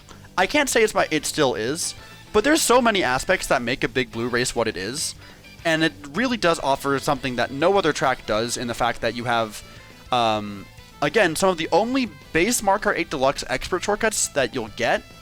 One of like the only 2 or 3 probably. And it has that. It has the shock dynamic with the crazy items you'll get. It has a split path that actually does things correctly. It has a very open section with dirt cuts that can steal you some spots, but also the open nature of it means that any single person on this last stretch can get hit by items. It has so much dynamics to how it can play out, and it plays unlike any other track in the game. It has so much going for it. It uses its coin mechanics well, where it feels like it allows you to just fuel up and get to your maximum speed right out the gate, and then for the rest of the race, it's barely an aspect that you're even thinking about. It just lets you get straight into the action, and then man, is there action, and action unlike any other track in the goddamn game. But like, yeah, it's great. So now we are officially into 8 Deluxe Booster Course Pass, where I start liking the tracks. the Mario Kart 8 booster, before the Mario Kart 8 Booster Course Pass, I had a mostly negative opinion of Mario Kart 8. A lot of the tracks you see in B tier were outright in C tier. And as a result, pretty much every track in the game, like I want to say 75% of the tracks were C tier or lower. And like, man. And the DLC, I feel like the developers took a very different approach to the DLC, in which they actually were down to let players have fun. Now we don't really get to see the height of that exactly until much later, because I feel like it just gets better and better. But we have our very first city track, Paris Promenade. I like Paris Promenade. I couldn't even exactly tell you why. I like sewer tracks. I mean, some of them were quite good. Porting the mobile game. I mean, your point? The entirety of Mario Kart Wii feels cheaply done. It's the broken stuff that makes it fun. It's the thing. It's what makes it have charm. And even then, I'm not just gonna hate on them because they made a smart business decision. It literally is just like, you literally are taking the effort of remastering all of these games for a mobile game. That and then you have like the main game that's not going to have like the vast majority of them. No, it's just literally a smart move. And if you're in the situation that you're in with Nintendo, where it's like the same reason why they haven't made an F-Zero game in 2 decades. Well, they have now with F-Zero 99, but it's just but it's like it's the same thing where it's like Nintendo has talked about how they don't like just saying we're going to make this game for this console. Most of the time, it tends to be that they have a gimmick in mind. They have an idea for like a really interesting thing they want to do with like have a really interesting game concept, and then they find what property fits it afterward. And as a result of that, I feel like it's very clear that they've not had a single fucking clue where to take Mario Kart. And if that's the spot you're going to be in, and you're going to have this mobile game that's going to celebrate the legacy of Mario Kart for all these years, whether people want to dogpile it for the fact that it embraces that it follows by example in a lot of the modern day gaming features, that's not my problem. Key thing is, they're still remaking all of these tracks. They're going through all the effort of remaking these tracks. So if it comes down to it, it just fucking makes sense to put them in Mario Kart 8 Deluxe. And frankly, I don't care if they're a little bit lower effort, because I feel like where they lack effort in terms of like graphical fidelity or polish, or even like a lot of like just a little bit of bugginess, I feel like they make up for in the fact that they're just better tracks that are being put into this game.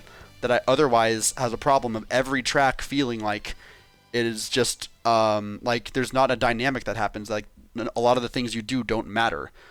I can say this pretty confidently that the vast majority of the tracks that were added in the Booster Course Pass improved the game for the better in terms of making meaningful races that I actually enjoy doing. I feel like people. I mean, Sheep. I see what you're saying about Sonic games. I think people like broken Sonic games. I genuinely think that there's a funness to that, but I think it's also a very different kind of broken. Because it's not broken as in you're clipping through fall boundaries and stuff. It's usually broken in the fact that it allows you to be more creative with how you race, and it enables you to think outside the box with how you do stuff. But we'll get into that later. Early waves are shit, and that's my problem with them. Later on, when they still had jank stuff but looked good, and I feel like that's partially a problem of them putting an entirely new team in charge of Mario Kart, and like they're not going to be able to match the art style. Like, if you're gonna like, and especially because I feel like we can all agree the Booster Course Pass wasn't Nintendo's A team. It wasn't their best guys on the job. It was just, we have these resources, we're putting it in the game. That's all it really needs to be. And I will never understand people who care this much about the graphics of stuff. But I understand if it's your thing, then it's your thing. I can't take away your eyes and replace them with that of a frog. I'm not Fauna. I can't do that shit. But like, I don't mind. And I'm just like, what I see is I see good races. That said, now that I've had my booster course pass rant out of the way, Toad Circuit, I think literally every single person and their mother will tell you this is the worst. This is the worst booster course. The worst booster course in the game, and I am going to make all of you guys hate me because I think it's a perfectly acceptable circuit track. I don't know why people hate this track as much as they do. I think it opens with in the Mario Kart 8 engine, Toad Circuit opens with an extremely satisfying, just like really long term that you're just allowed to build up a purple mini turbo on, and it feels very satisfying to release. It has a pretty fun winding section right after the tunnel that I think enables some NISC stuff. Otherwise, it just allows you just to snake. And when I say snake, I mean like the road does a snake, not like the DS definition of snaking, where it, like the road actively like encourages you to take that path. And it ends with a pipe shortcut that actually requires a decent degree of skill to be able to navigate correctly. All of this results in a pretty middle of the road, like acceptable circuit track that I think if you can ignore the pettiness of like, oh, but like the grass has more to it than just being the color green. Brother in Christ, it's literally just an art style difference. I don't like. I understand that it's not the way the base game looks, but it's I don't know. I don't understand why people have this hate boner for the booster course pass and it being almost entirely graphic wise, but like I can't say I share the sentiment, and I think it's weird. But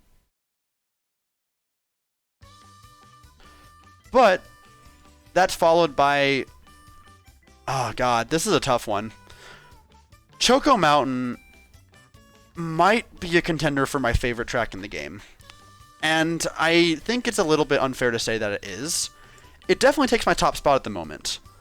Because Choco Mountain, I have a bit of a story for Choco Mountain. There was a very short period of my life where I actually did attempt doing competitive clan wars in Mario Kart 8 Deluxe. Choco Mountain quickly became one of my favorite tracks in that because it has the very distinct role of being what's called a bagger track. Sorry, that's wrong word.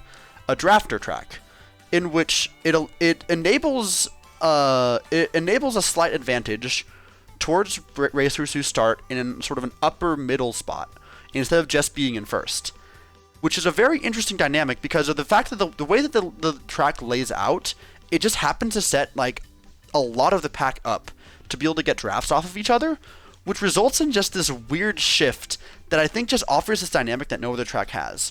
Other than that, it is my favorite.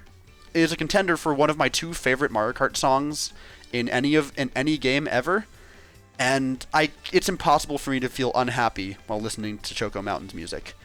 Other than that, it's just I feel like it gives dynamic races. I love it follows together really well. It's a track that I just have so much good to say about it, and I love the cave section. The glider section is a little bit janky, but like again, this is the kind of stuff of why it doesn't deserve to be on my number one spot, and it being here I think is going to be very temporary. Coconut Mall. This is another extremely well-made track. Coconut Mall in Mario Kart Wii went from being one of my least favorites in Wii to being one of my favorites in 8 Deluxe. And I think that has a lot to do with the fact that Coconut Mall, they focused on exactly the right kind of things. Because in Wii, Coconut Mall kind of had like custom track syndrome, where it felt like just like the world geometry was really weird. It never really felt like it was perfectly at ease, like everything felt like it should. And it had this whole thing with I don't know. It was just like a weird, like, it never felt like it like perfectly felt right to juggle it. in to like juggle everything of like how it works in Wii. It didn't feel fun to like particularly have all the different things you can trick off of. I feel like the lines that you take in Wii didn't really benefit it as much in that regard.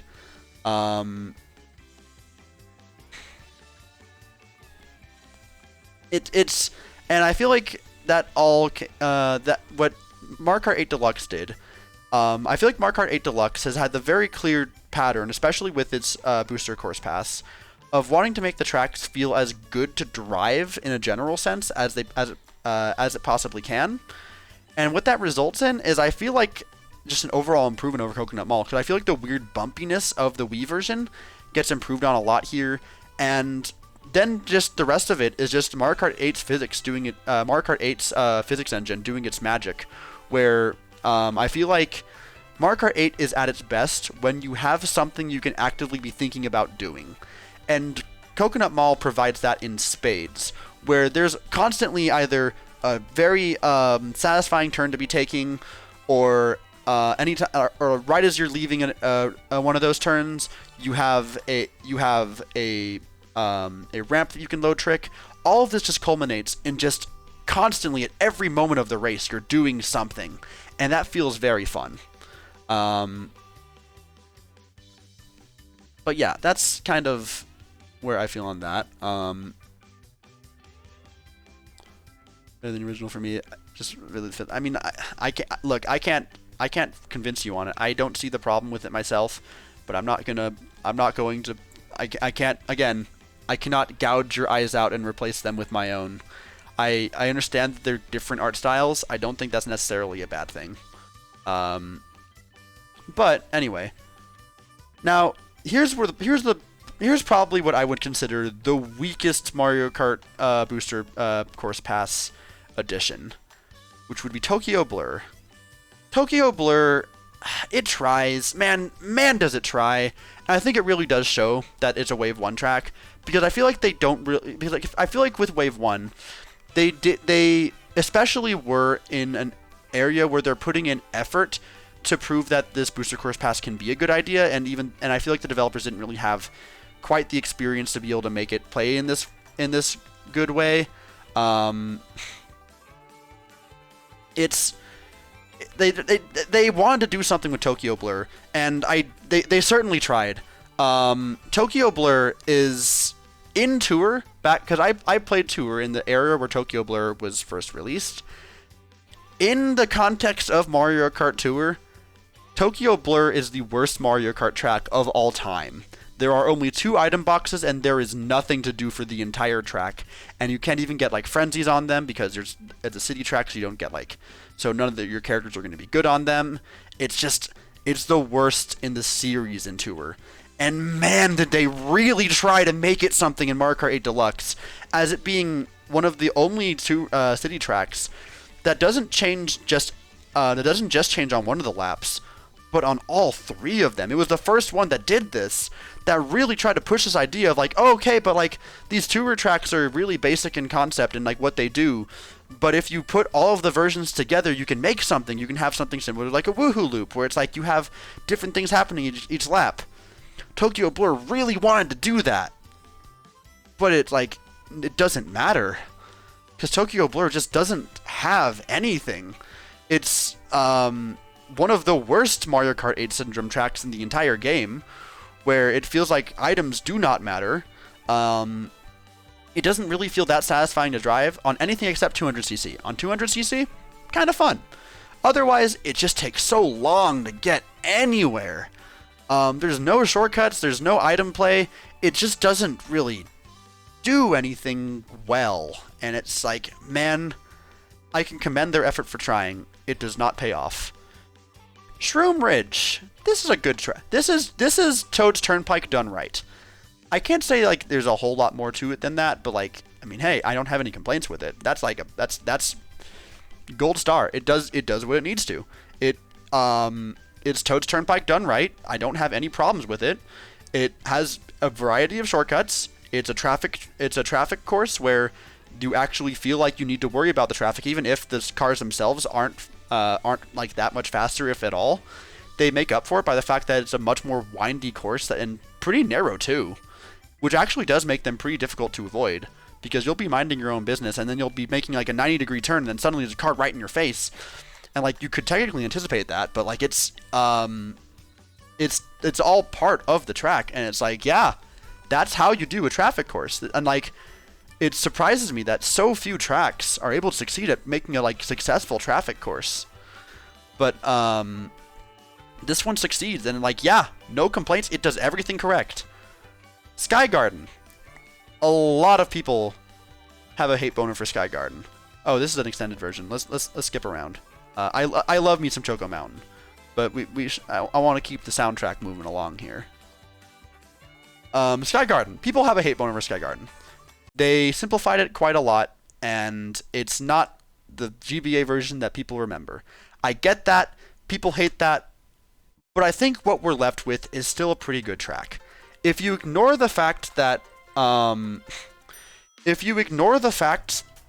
it's a little bit neutered from its GBA version, I think what you still end up with here is an enjoyable track that is fun to race. I think top of B tier is probably appropriate. Because I would compare Sky Garden, the version that we have here, I would elect to compare it to an F-Zero 99 thing, where you have Port Town 2 and you have Port Town 1. I feel like this is the Port Town 1 to what would be the original GBA version's Port Town 2. I understand that people just want more depth out of it. I get it. I think it's still a perfectly acceptable track, and I still enjoy racing it. It's personally one of my favorite looking tracks in the entire game, base game included, by the way. The clouds are the fucking way the cloud textures like scroll across it, like it's gorgeous, and I love that a lot, and I feel like I get a lot of meaningful like variants in like how my Sky Garden races go. It has nothing in common with the original. One moment, please.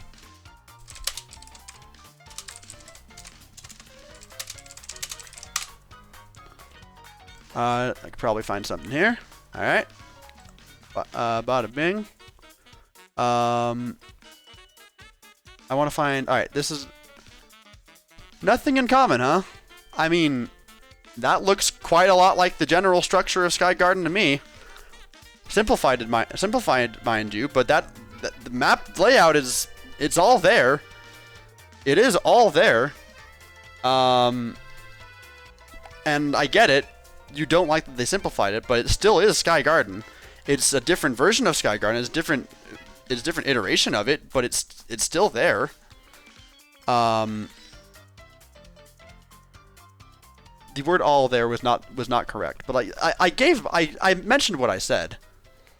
I consider it a Port Town 1, Port Town 2 kind of thing, where it's like this is a different iteration of Sky Garden, where it's like it feels like it's still the resemblance is there, but it's a different course, and it's still what we're left with is still a pretty decent course. It's not the original.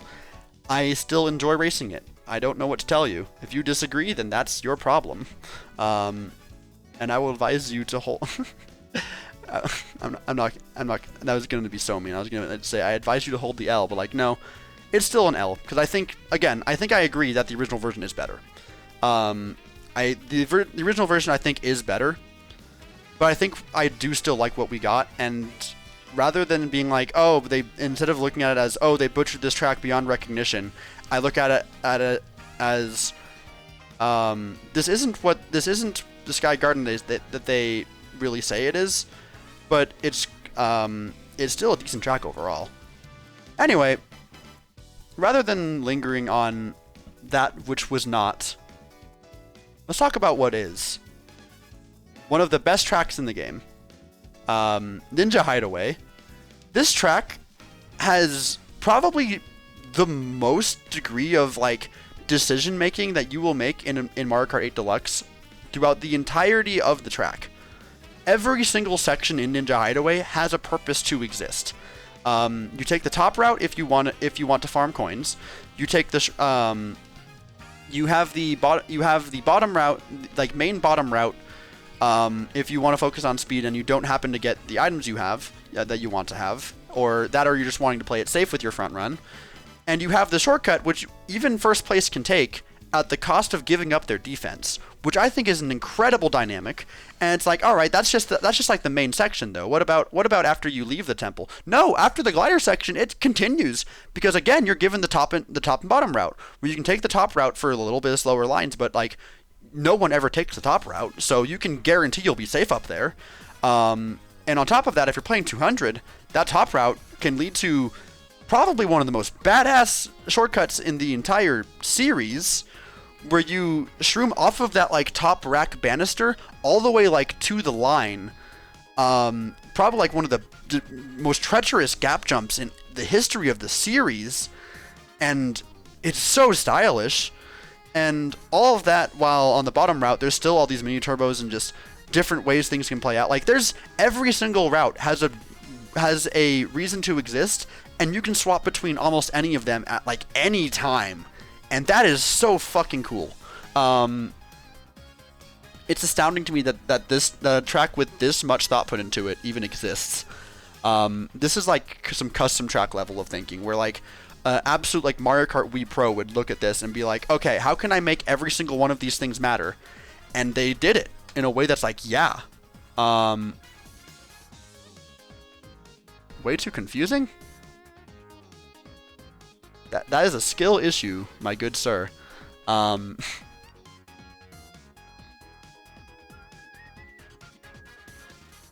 almost like, okay, I'm not lingering on the Sky Garden pettiness.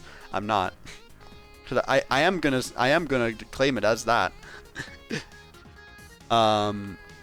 Generally really happy with all the new courses, aka non-tour creativity on there. I mean, honestly, I'm not sure I even agree with that, but we'll get to there. I don't, because I'm good at the game. Well, then again, I actually have heard. Okay, to your credit, I think that I have definitely heard that it's a very different experience for Inside Drift bike users. I think Inside Drift does struggle a bit more on Ninja Hideaway, if my understanding is correct. And I think for that, I mean, I can only speak on my behalf.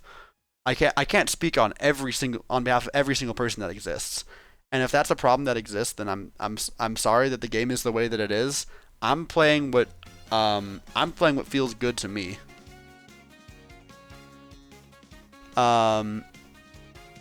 New York Minute, despite what Leah might tell you, is like an acceptable degree of a track.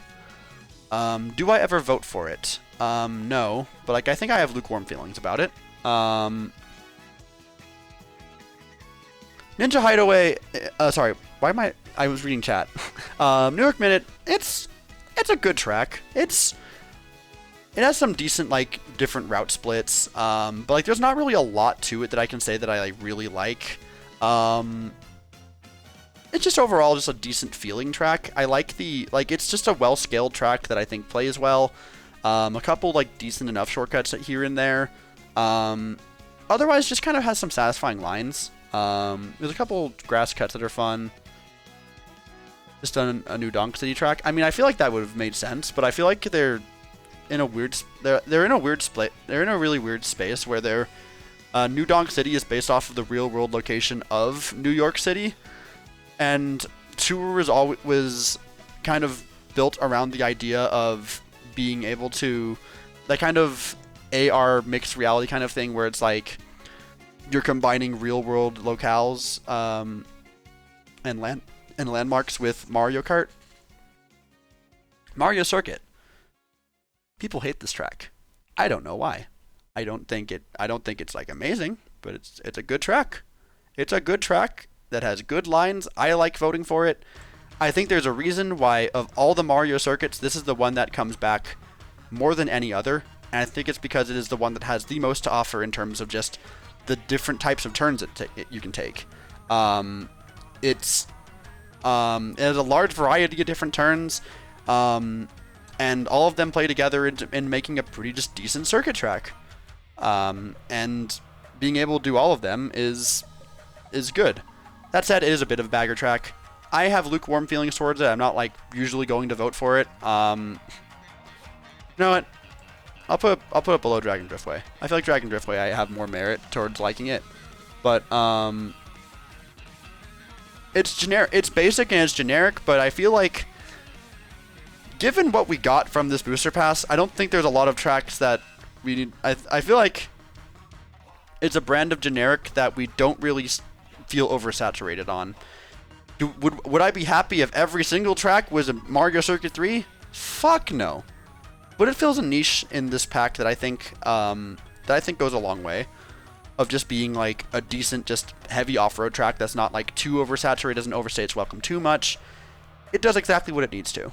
Calamari Desert is a stroke of fucking genius, because Calamari Desert is a track that I feel like any person who ever grew up with Mario Kart 64 has absolutely, like, has uncontestably fond memories of Calamari Desert. But growing up, you realize that Calamari Desert, while this incredible set piece that everyone will praise, that the music is this masterful, like, nostalgia trip that you hit, that this tunnel is this, like, this cool mysterious thing, like the classic N64 era stuff, where it's like, oh yeah, like these mysterious, like, places of, like, maps where you wouldn't normally think of being. There's all of that nostalgia working in favor of Calamari Desert. And then 7 goes and fucks it up. Not necessarily even 7's fault. Because I think a lot of the inherent charm of what makes Calamari Desert what it is in Mario 64 is that Mario Kart 64 is an inherently janky Mario Kart game. Nothing quite feels right in Mario Kart 64. Because it's literally their first venture into 3D, and they're still trying to figure out their identity. And because of that, while a lot of Mario Kart tracks are designed in a regard that each turn is fun to take and that it leads to a meaningful racing experience, some of them tend to just lean into weird gimmicks. I think that's why It's Rainbow Road is so freaking long. It's just this weird endurance trip. It's why I think Yoshi Valley exists with all this really weird, like, all these routes, like, oh, what are you gonna take? Like, ooh. It's why, like, Moo Moo Farm exists with, like, the mole RNG. Like, there's just a lot of Mario Kart 64 that is just embracing its level of jank, and that degree of jank, while able to create extremely charming situations like Calamari Desert, where the entire race can come to a complete halt just because there's a train on the track. That's hilarious in 64, could never work in any other Mario Kart game. So what do? They have the first lap go completely as normal, where you should almost never actually get affected by the train being in your path. And then it's like, okay, well, you're gonna take the same route as 7, where it's like you're gonna have to either brake, or there's gonna be these overpowered shortcuts with the glider ramps. And it's like, no, that's when the second lap decides, no, we're implementing this train as embracing a Mario Kart 64 style of jank, but we're doing it in our own way. Because now, the second lap, you're driving at the train on the tracks.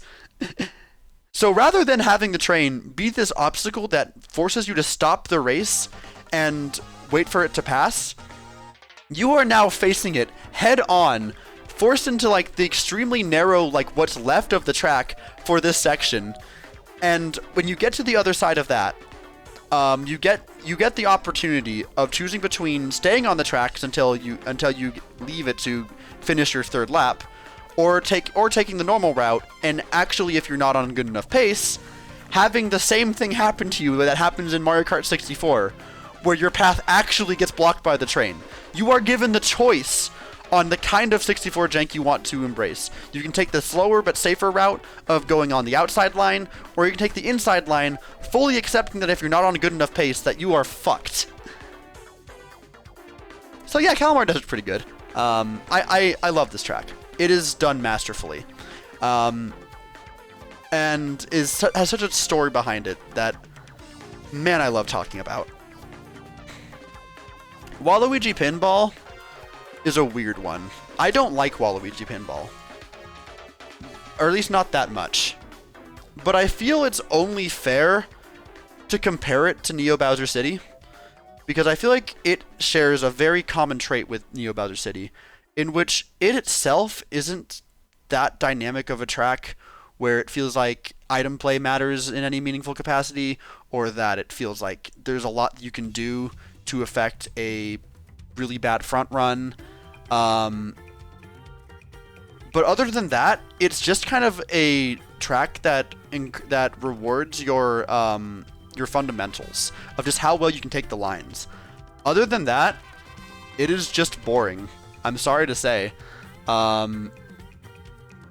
It's just like it's just a narrow track where there's pinballs that are very easy to avoid, and on the main table, and it's like once you've raced this track like a good 2 or 3 times, you know the path that the pinballs take, and they're really easy to avoid, and even if you do hit them, it doesn't even feel like it affects your race in any meaningful capacity.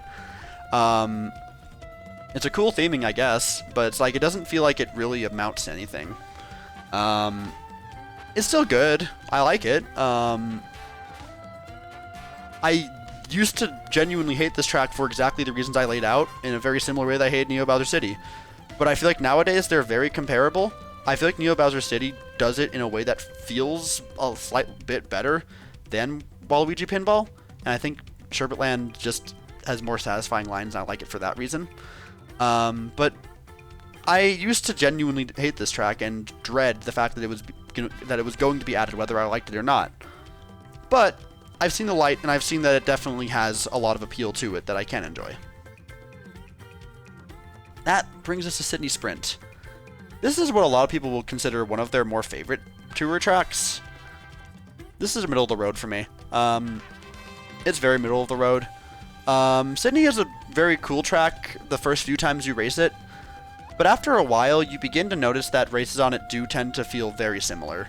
After a while, like the first few times I played Sydney Sprint, I was like, wow, this is an incredibly unique track where it genuinely feels super exciting to go through.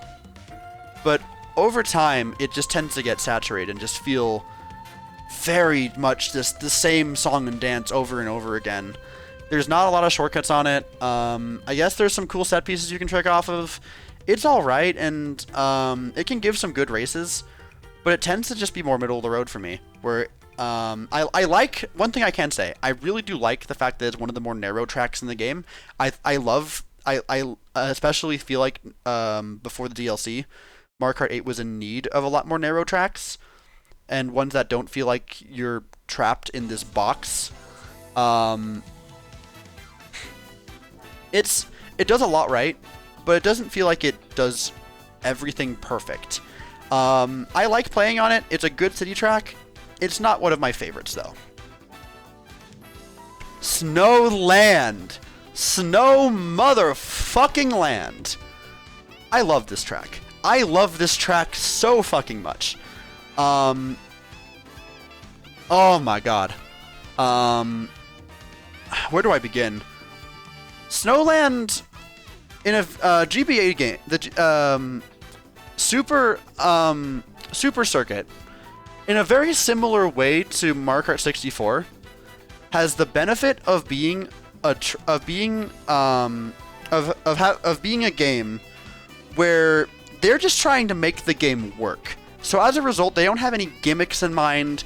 The only thing they can really focus on in a meaningful capacity is to make it so that the turns feel satisfying. And because of that, I feel like every GBA track in this game tends to have a good feel. But Snowland takes it a step further, because not only does it feel good, but GBA Snowland is where I think the Booster Pass properly demonstrated that they were going to take a very different approach to how they're going to handle this game's tracks versus base Mario Kart 8's tracks. Where Snowland, if I'm not mistaken, was the first booster course track to introduce an expert shortcut. And man, was it a cool one. Like this is a Wii era kind of expert shortcut where you are jumping over this perilous gap. You have to be doing this drift, this really satisfying feeling drift while you're doing it. You can land on, you can get out the other side with like very minimal like adjustment. It just, everything about it feels incredible. The item boxes moving constantly shifts. How item play affects everything. It still is absolutely a track that you could front run hypothetically, but that the shortcuts are big enough deal that they can definitely have an effect on the gameplay. This is a strong contender for my favorite. More so than Choco Mountain. I think it might end up being the one that wins out in the very end, because there are a few that have contested it. Because there's one way to my heart. There's a very quick way to my heart, and it is through this kind of gap. Gap jumping, perilous hop over all of this out of bounds area that is like this extremely satisfying thing. Snowland's the first track that introduced it, and I would still argue is one of the best feeling ones that we have. Unlike Mushroom Gorge. Mushroom Gorge is such a weird case. I want to love this track so much, but its limitations cannot be ignored. Mushroom Gorge, don't get me wrong, Mushroom Gorge reinforces everything I said about Snowland, because Mushroom Gorge proved that not only were booster course passes willing to be a little bit more daring with the strictness of Lakitu, where they would not like code Lakitu to be nearly as strict and like annoying. The fact that the gap jump is possible at all in Mario Kart 8 Deluxe is baffling to me. I would have never seen that coming in a million years. I thought Mario Kart 8 represented an era of Nintendo in which they no longer liked having fun, by which I mean they no longer liked having these really obscure expert shortcuts that like a few people will put in the time to master and that most casuals probably won't even know about. But they made the gap jump possible. And not only that, it's one of the most difficult shortcuts in the game. And I can contrast this from Hyrule Circuit, where it's like the Hyrule Circuit, like Nisk. For one, all it requires is just the barrier of just being someone who time travels the track a lot and just forcing yourself to learn it. Whereas Mushroom Gorge, for one, does a high risk, high reward thing, where if you fail it, you have to fully commit to respawning. Not only that, but you have to use a mushroom to cross it, and all of this combined, they still made it one of the most difficult shortcuts in the game, and it's always going to be way more stylish than anything that Hyrule Circuit could dream of. So with all this praise, why do I put it in C tier? One simple reason. It was not designed for Mario Kart 8 Deluxe. It very much was not. Mushroom Gorge in Mario Kart Wii, they went through the process of giving you complete and absolute control over every single aspect about how you hit a mushroom in Mario Kart 8 Wii. In this game, the few like mushroom-esque elements they had in Mario Kart 8 Deluxe did not offer nearly that degree of freedom. And they tried to make up for it by making it so that the mushrooms are just way bigger, so that they tried to make up for the fact that you have no control after you hit a mushroom by making it so that as long as you're going in the general right direction that you'll be okay. But like I'm not gonna lie, that trick doesn't really go very far, and what ends up and not only that, Mushroom Gorge is home to one of the most unintuitive pieces of Mario Kart 8 tech in the entire game, which is known as a super bounce, where if you release a mini turbo right at the same time as you're hitting a mushroom, you get a massive speed boost. And this is a problem because not only is that something that you would never discover on your own, but it's something that is not created equally amongst the degree of different players. It's not accessible to some players, strictly due to the choice of character or vehicle they use. And that's fucked up. And it's weird because Mushroom Gorge is simultaneously the poster child of the fact that the booster course cares about doing things in a way that's like faithful to the game, to the older games that they come from, and like the jank that come with them. But simultaneously, the struggles of making some of those things work in Mario Kart 8. So as a result, like it's high highs and high lows, and low lows. Sky High Sundae is a really interesting one. You take one look at the layout. You take one look at the layout of Sky High Sundae, and you would probably expect me to say, "Oh, it's here we go again. It's another baby park, or it's another Excite Bike." And while I can't say it's one of my favorites, it at least makes it to the middle of the road, and I'll tell you why. Because I feel like Sky High Sundae, even though I don't particularly, it's very basic in design, it gives you a little bit more agency in a few things. The way the item boxes are set up allows you to strategize a bit. Like, you can go for the one extra item box in the ice cream cone that everyone goes for, or you can instead just try to get 2 different boxes in the same ring. The staircase is a little bit awkward, but like it still feels decently fun. And then you have like the anti-grav section at the very, I mean, it's all anti-grav, but like the part where you feel the anti-grav section, where you can kind of like do something similar to path switching on Mario Kart 8 Rainbow Road. It's not like nearly as good, but it feels fun. It's not like meaningful in any way, but like like, and above all else, I think the other thing that carries Sky Sundae higher for me is the fact that even though it has that similar baby park Excite Bike thing, I noticed that very quickly Sky Sundae just kind of became a clip farm for me. I kept getting Twitch clips there, and I feel like that must mean something in the regards that there are interesting things that happen on Sky High Sundae. I can't justify why it happens, but it does. And I think because of that, it wins me over on being lukewarm. Rock Mountain. This is another DLC track that I think this is a tough one. This gets D tier. Rock Mountain. I have precisely one thing to thank Rock Mountain for. And that is the fact that without Rock Mountain, I guarantee you, we'd still be living in a world where getting shocked takes you out of your glider. And Rock Mountain fixes that strictly because of the fact that they realized, oh, you're in a glider for like a good 50% of the race. That might be like you're in a glider for like 50% of the race. Getting shocked here would not be fun. And they took that change and they applied it everywhere else that there is a glider.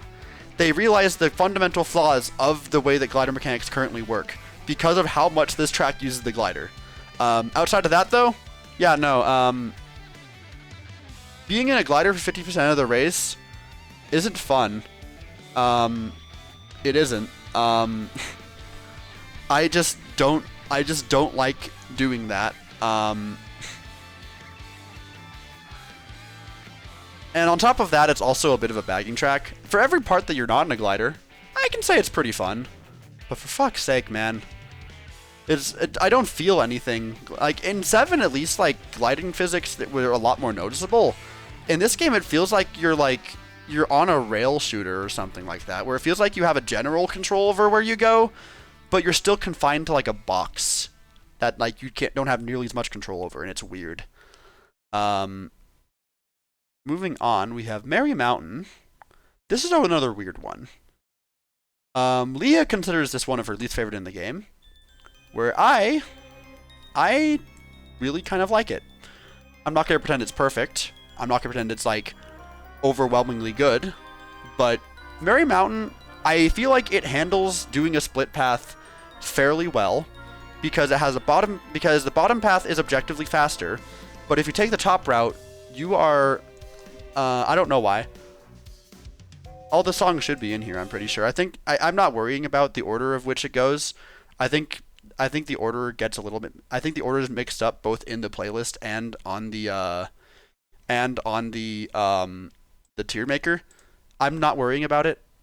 It's I'm sure it'll work itself out. I'm not gonna concern myself with it. That's all I gotta say. Um, I think both of them are a little bit mixed up, and that's fine, or at least one of them is. But yeah, Merry Mountain. It's one of the few cases that handles a split path well, where you can take the top route to increase your coin count, or you can take the bottom route to take the objectively faster path, and just get that more immediate benefit. Outside of that, just that first section, like that's just the first section. It's a simple thing, but it's balanced and done well.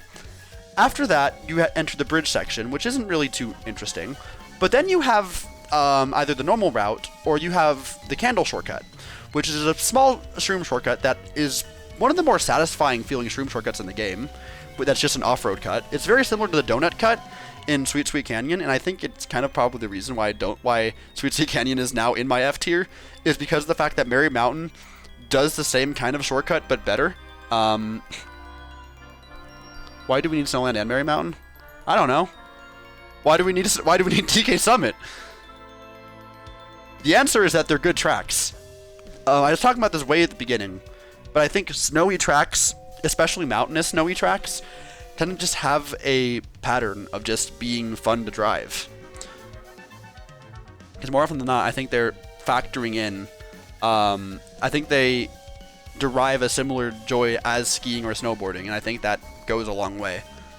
But yeah, Merry Mountain's a good track. Outside of that one candle shortcut, directly after that is one of the most satisfying just off-road cuts you can take, where everyone else has to go like this pretty wide route towards this like ring of item boxes, where if you have a mushroom, you can take this extremely satisfying tight turn, just churning through that off-road like butter, and it feels wonderful. We'll now get to London Loop. This song was playing earlier. And again, I think the order will fix itself. This is another track that, over time, I've just come to accept. I don't have any strong opinions on it. It plays well enough. I don't really know. I don't really have too much to say on London Loop. The chain chomps are cool. I think the thing that the biggest thing that I think about when I think of London Loop is I like the chain chomps. I like the one that goes onto the road. I like the one in the middle, and I especially like the one that goes through the Thames River. It's a really cute detail, but like other than that, gameplay wise, it has the right number of shortcuts, and it gives decent races. Doesn't mean that I necessarily really like it. I think I would still pick it over Sydney. Well, no, not Sydney. Over Motorway for sure. That leaves us with Boo Lake. The classic Leah catchphrase of GBA never misses. You know what? No, more than this actually. Boo Lake is a great track. Boo Lake is all of the chaos. I feel like Boo Lake, in a really weird way to me,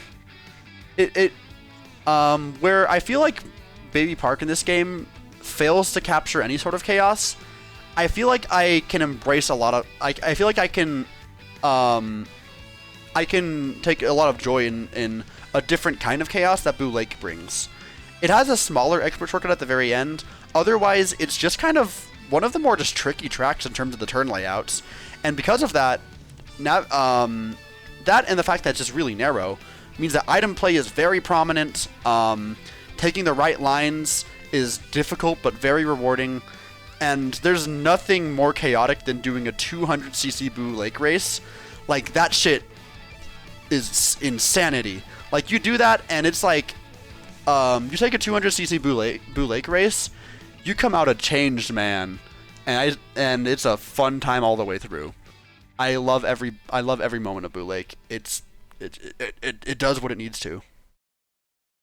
Maple Tree Way is as unoffensive as a track as you can possibly get, and I think that's fittingly where I would put it. I have nothing negative to say about Maple Tree Way. It just drives incredibly well. I'm not sure how. I still haven't decided over time how I feel about the leaf pile change. I think I actually do like it because getting a star from a leaf pile is just blatantly overpowered, and I feel like having a banana drop isn't something that necessarily benefits that much. Whereas I feel like when you hit a leaf pile, you know there's a chance you get a mushroom and nothing else. The pressure that puts on you to be the one person that hits that mushroom rather than the person behind you, because the person behind you, if you miss that mushroom, the person behind you is getting it for free. And I feel like that's a really small dynamic that goes a long way on this track. Otherwise, it just drives incredibly well. It keeps up that philosophy that I feel like the Booster Course Pass does really well, of taking tracks and emphasizing on how well they drive. Because in Mario Kart Wii, this track was a custom track. It was the geometry that existed on Maple Treeway was a complete and utter mess. Part of that is I think part of that added a certain charm to the Wii version, but I would be lying if I said this version isn't just better in every way in terms of what a track should be. It's a very similar way that I would personally say that Mario Kart Wii is my favorite Mario Kart game to control, but that I think Mario Kart Double Dash is the definitive, like, this is like the get it out, play it with your friends Mario Kart game. Where I can say Wii is my personal favorite, but I think Double Dash is the better Mario Kart game. And I think that same thought process applies to Maple Treeway, where it's like, oh yeah, the Maple Treeway version is jank in a lot of hilarious and very fun ways, but it's just better here. And it takes the strengths of Wii and the objective strengths and just plays off of them and just flattens it out, makes it good. All working together. Oh boy, Berlin Byways. This is my favorite city track. Hands down, not even a competition. I love Berlin Byways.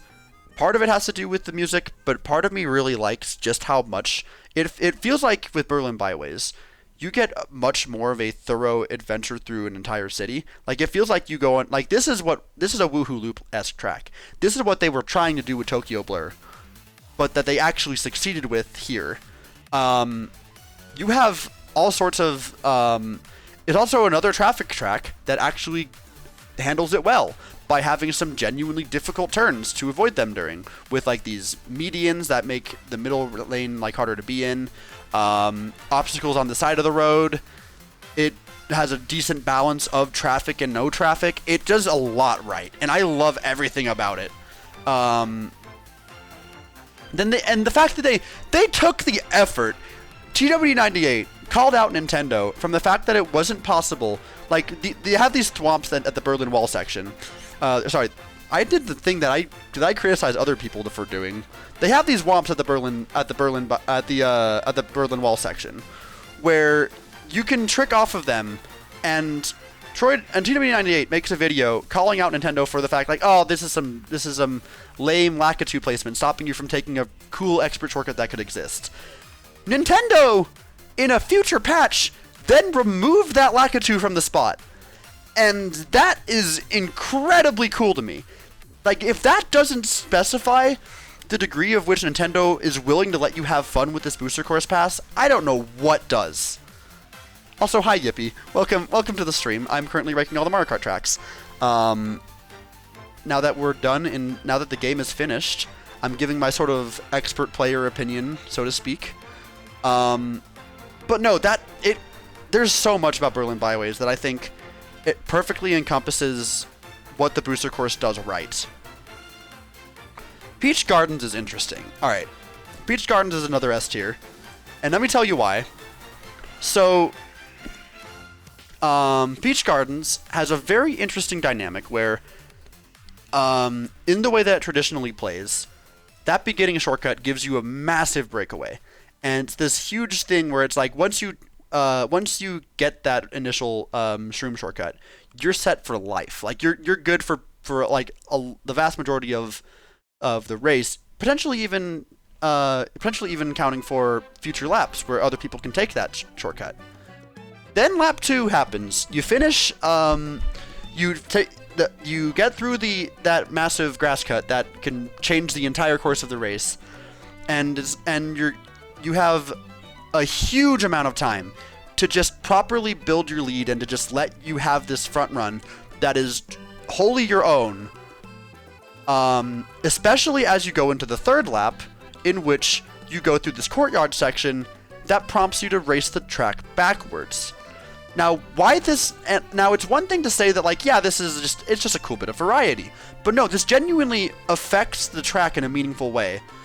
Because by driving backwards, what this allows you to do is it allows you to build this entire, like, it allows you to have all of this time in the world to prepare for the fact that what is now the most important part of determining the race is at the very end.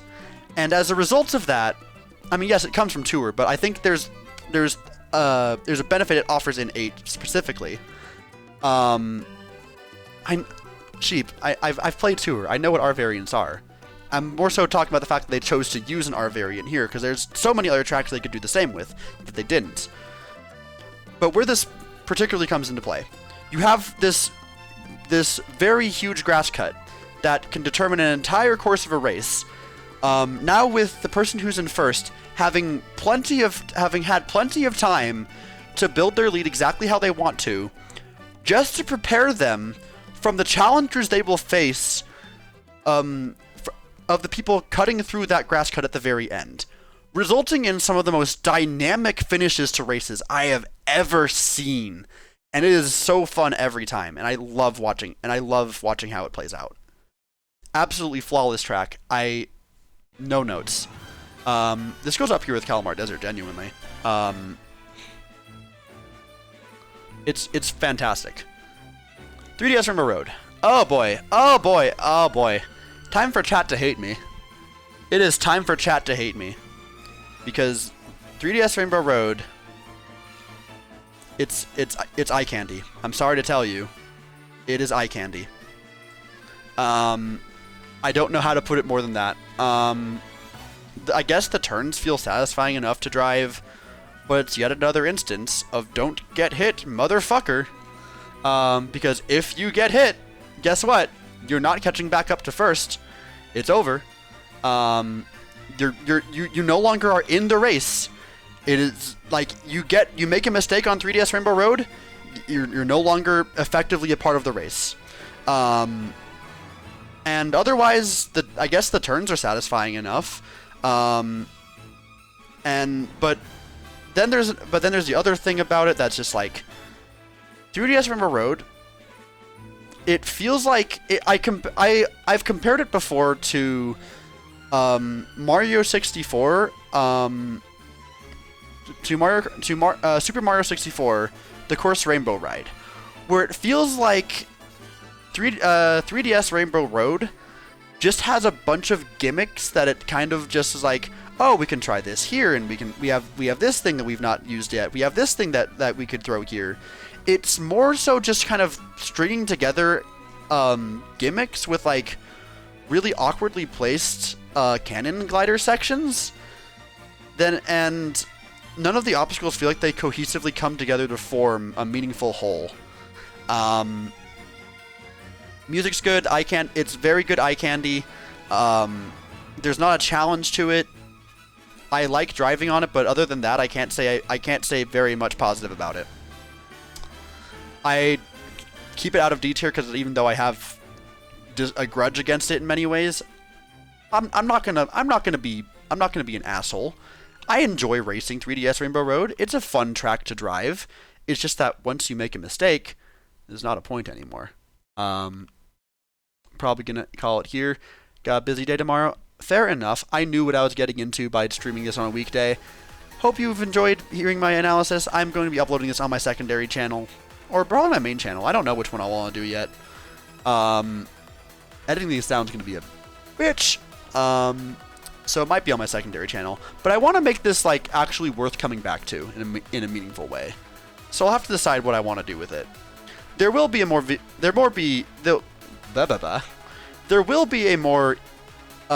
edited video talking about Mario Kart 8 track design with a bunch of my friends that will go on my main channel. But for the sake of just making my tier list, I don't know what my plan is yet. Amsterdam Drift. This is like the weirdest one. Amsterdam Drift is a tourer track that has really high highs and really low lows. I think overall resulting in an experience that I'd say is more good than bad. The first section is pretty fun. You kind of go through this like valley-ish section. It feels fun enough. I like the lines you take there. It's pretty basic, all things considered, but like that's all fine. Then you get to the second lap and you have this underwater section. Now the canal section of Amsterdam Drift, it certainly is variety, and I definitely commend it for the fact that it does something different with being a city track. But it doesn't feel good to drive. It's particularly just super easy to just have your entire lines get thrown off by the underwater physics all of a sudden. The turns are very sharp, and I'm not saying this as a regard of I hit walls or stuff. Like, no. I'm a 40k VR player. I know what I'm doing. I can race every track in the game without hitting walls. It's just that in order to compensate for how sharp the turns are and just how they go back to back, it just does feel awkward. And there's no getting around that. I think overall, and then after the water section, you're treated to this really pretty flower section where you have a few decent off-road cuts and then like a very kind of crazy snaky road that leads to the finish line where a lot of things can happen in that time, resulting in overall it giving very good races despite just the weirdness of some of just that middle section. I think overall it comes out on top as being a decent one. GBA Riverside Park. This is probably the GBA track that I'm probably most disappointed in. Not to say I think it's the worst GBA track, but that I wanted more from. I think it's perfectly acceptable as is. But there's a missed opportunity of including one of my more favorite GBA shortcuts where you have a very narrow slip of road that you have to like very keenly stick to, and if you don't, you would fall out of bounds. I feel like this track could have benefited from that bit of, the more I look at this, the more I don't feel right putting it in A tier. So I'm going to put it at the bottom of B tier. Because I think I can cite this as being a mild problem.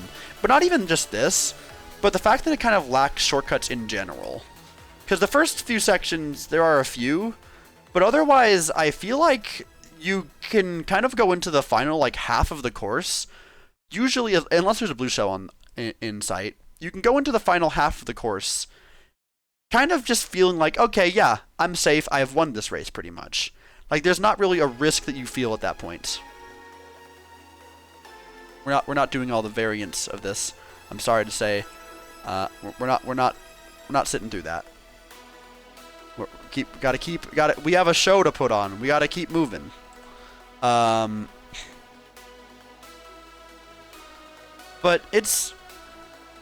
overall, it's a good time. I enjoy Riverside Park. GBA still does have very solid layouts, and even if it does miss some of the depth of the GBA version, it's good enough. And I think that's about what you could want. Oh boy, DK Summit. Oh baby. Oh my god. Alright. DK Summit is so good. It's basically, it feels weird to put DK Summit so high, because DK Summit genuinely does feel like a carbon copy of Snowland in so many ways, of just everything of what I like about Snowland just also being DK Summit, because it's another Wii track where they respected the expert shortcut, but they made it different, and I feel like that is something that makes it a little bit more fun. And I don't really know how to describe it, but it always feels extremely satisfying. That said, I think because of the way that it is implemented, where unlike Snowland, which requires you to have a mushroom in order to reap the rewards of the expert shortcut, DK Summit just a little bit, kind of gets Hyrule Circuit vibes, where new players aren't gonna know how to do the expert shortcut. But unlike the Hyrule Circuit one, I feel like the goal of the DK Summit one is much more clear. I feel like a newer player watches someone do the expert shortcut, and if they really care about Mario Kart in any meaningful capacity, if they have any desire to come back to it, they're gonna see someone do the DK Summit shortcut. They're gonna be interested in learning that shit, because that shit's stylish as hell. It's genuinely so satisfying and so cool looking to do, compared to like this dinky little like you hop over off-road that happens in Hyrule Circuit that saves like probably more time than even the Summit shortcut. There's a very large contrast to be made there, but the fact that it doesn't have as much of a sunk cost to do, like a good player should just do the DK Summit shortcut all 3 laps, even if failing it does punish you with a massive respawn time. It's still very much worth learning it, and it's still like if you don't, then you are playing it at a lower level. And because of that, yeah, that's definitely a reason to hate it. And I don't have negative feelings to anyone who doesn't like that. Now let me talk to you about Yoshi's Island.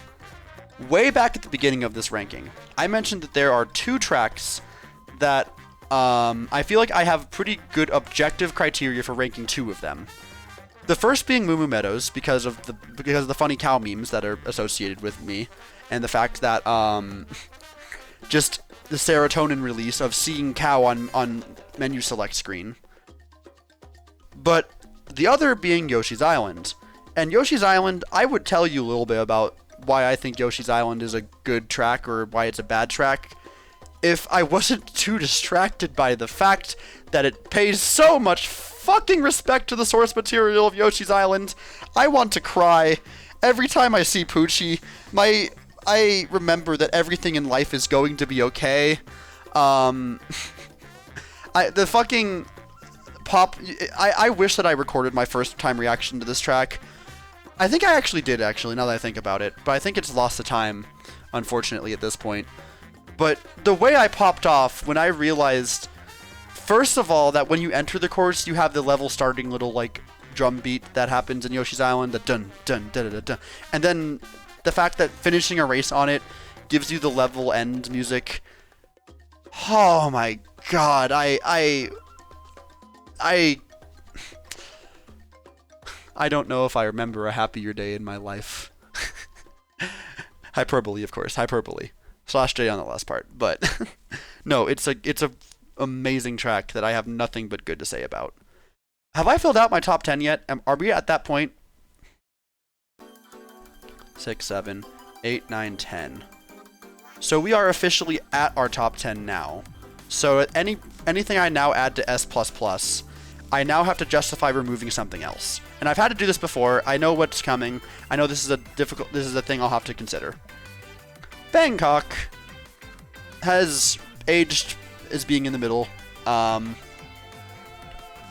as I kind of partially knew that it always would.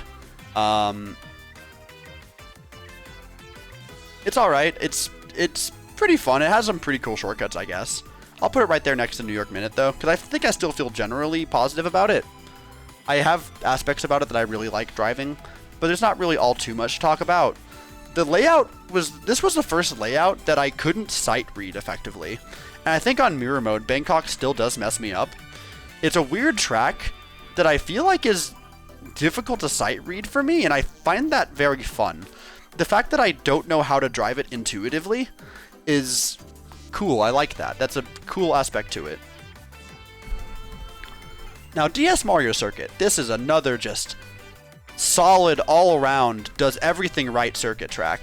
Up there with Yoshi Circuit, genuinely. It's really good. I never really got to experience DS Mario Circuit because DS was the last Mario Kart game that I ever got to play. And as a result, it was a very pleasant surprise to learn that this track is a banger. And it had a lot of really cheeky off-road shortcuts you can take. The last section has really tight turns that, with some mushroom usage, you can get even crazier with. It definitely has an appeal unlike any other, and it definitely deserves a spot in S tier.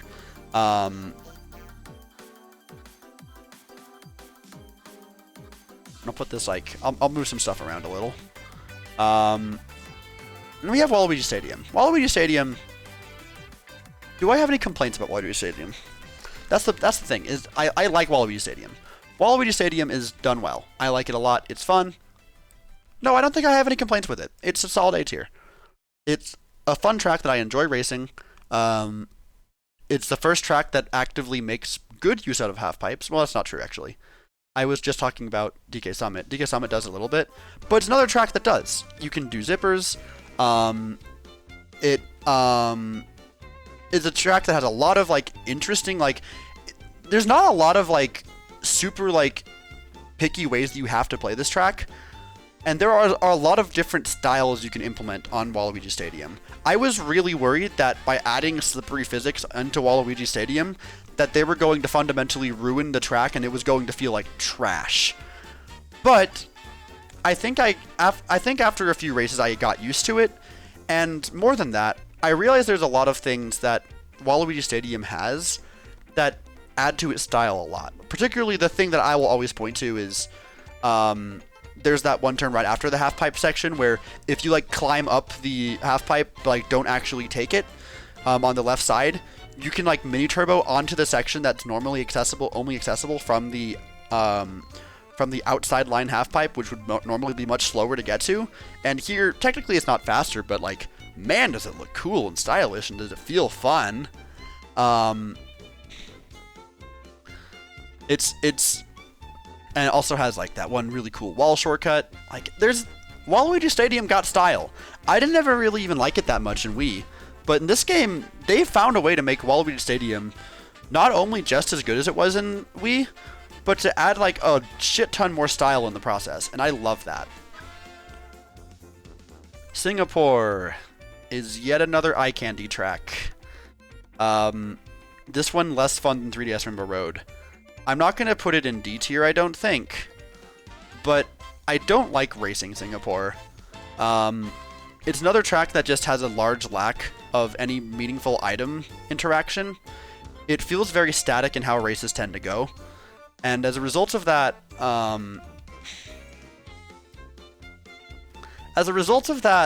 it's just kind of like, it's very pretty to look at, sure. But it can be very unfun to race because if you're not in contention, like, if you're not in contention for it, which is very often, like, if you don't stay in contention with the person in first, then it just kind of becomes like, okay, well, nothing I do really matters at this point. The kind of classic Mario Kart 8 syndrome. Been a while since I brought up that phrase, because most of these tracks are very good at avoiding it. Singapore does not. It is a very narrow track that doesn't have a lot of shortcuts, and the ones that it does have are pretty minuscule and don't affect the race in a major grand scheme of things. You can get a couple spots with the one at the very end, but it's not a lot. Unlike Vancouver Velocity, which I feel like does make a lot better use of its elements. I feel like Vancouver Velocity is very comparable to Singapore Speedway, where it's a sort of more narrow track without all that many shortcuts. But the shortcuts that do exist on Vancouver Velocity, they get a lot more mileage. Because there's one shortcut, like particularly in the parking garage, where if you have a large set of mushrooms there, you can speed through a large chunk of people. And I think in general, Vancouver Velocity does a better job of avoiding the encouragement of just boring front runs that can't be contested. It does a better job combating it. It's not immune to it, but it does a better job. But yeah, overall, I'd say I have lukewarm feelings on Vancouver. I enjoy racing it. It's fun. I like it. Hell, I'll put it up above the tracks that I would normally vote for. That I would normally not vote for. So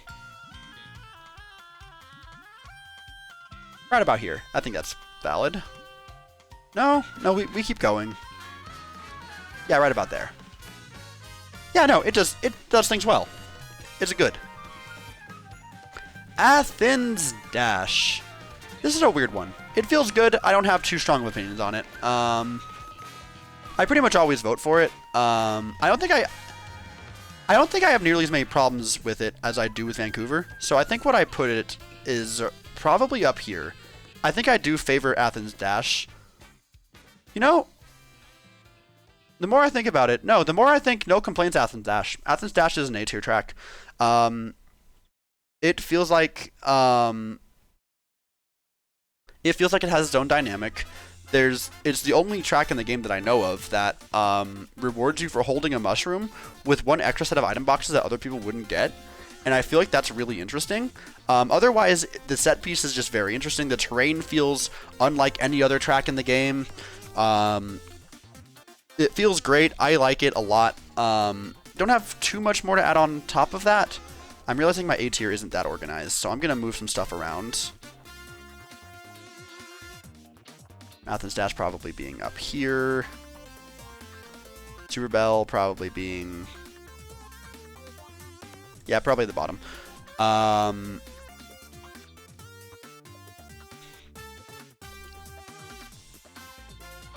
Yeah, I think that's all good. Then we get to Daisy Cruiser. Daisy Cruiser, I think, it fits hand in hand with Maple Treeway in the fact that it's as inoffensive of a track as you can get. There's not really a way to mess this one up. It does everything you need it to. I think Maple Treeway just feels a little bit better, just personal preference-wise.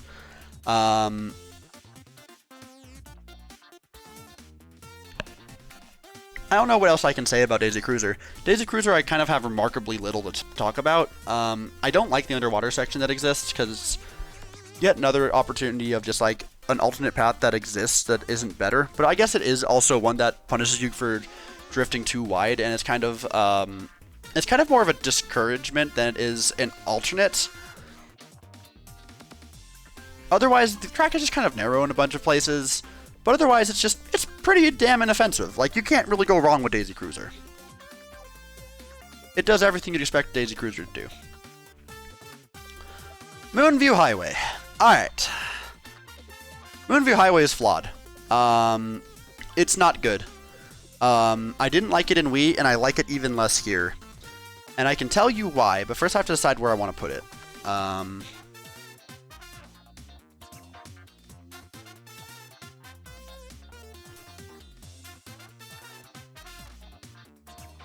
Yeah, I think right there's a good spot. So Moonview Highway is a weird case. I feel like, I mean, it's not even that weird. The thing about Moonview Highway is it takes the idea of like a moving traffic track, and like it's like, okay, it's like it sees like other ones have done it well. It's like, okay, well, like, let's add this element that is absent from every other vehicle track in the game, every other traffic track, with these bomb cars. And it's like, okay, great. Now I'm getting punished for other people's bad driving, where I can be perfectly in my own lane, minding my business, driving well, and then someone behind me hits a bomb car, and I am the one who gets punished for that. And like, that's a very small thing. That's like one of many things. The more notable problem with it is that items don't work on Moonview Highway, because half of the track is boost panels. And when you have half of the track being boost panels, what that tends to result in are red shells not being able to find their opponents, especially when traffic gets involved. Mushrooms having no effect on bringing anyone closer to victory. Stars having a minuscule effect. Bullet Bill still being good. And first place being able to have minimal damage caused by any sort of offensive item he gets hit by. Let alone the fact that he's probably not going to encounter any because he's speeding too quickly to see any of them. It's a genuine problem, and Moonview Highway, I think as a result of this, gets marked as the worst booster pass track, in my opinion, and that's kind of really funny.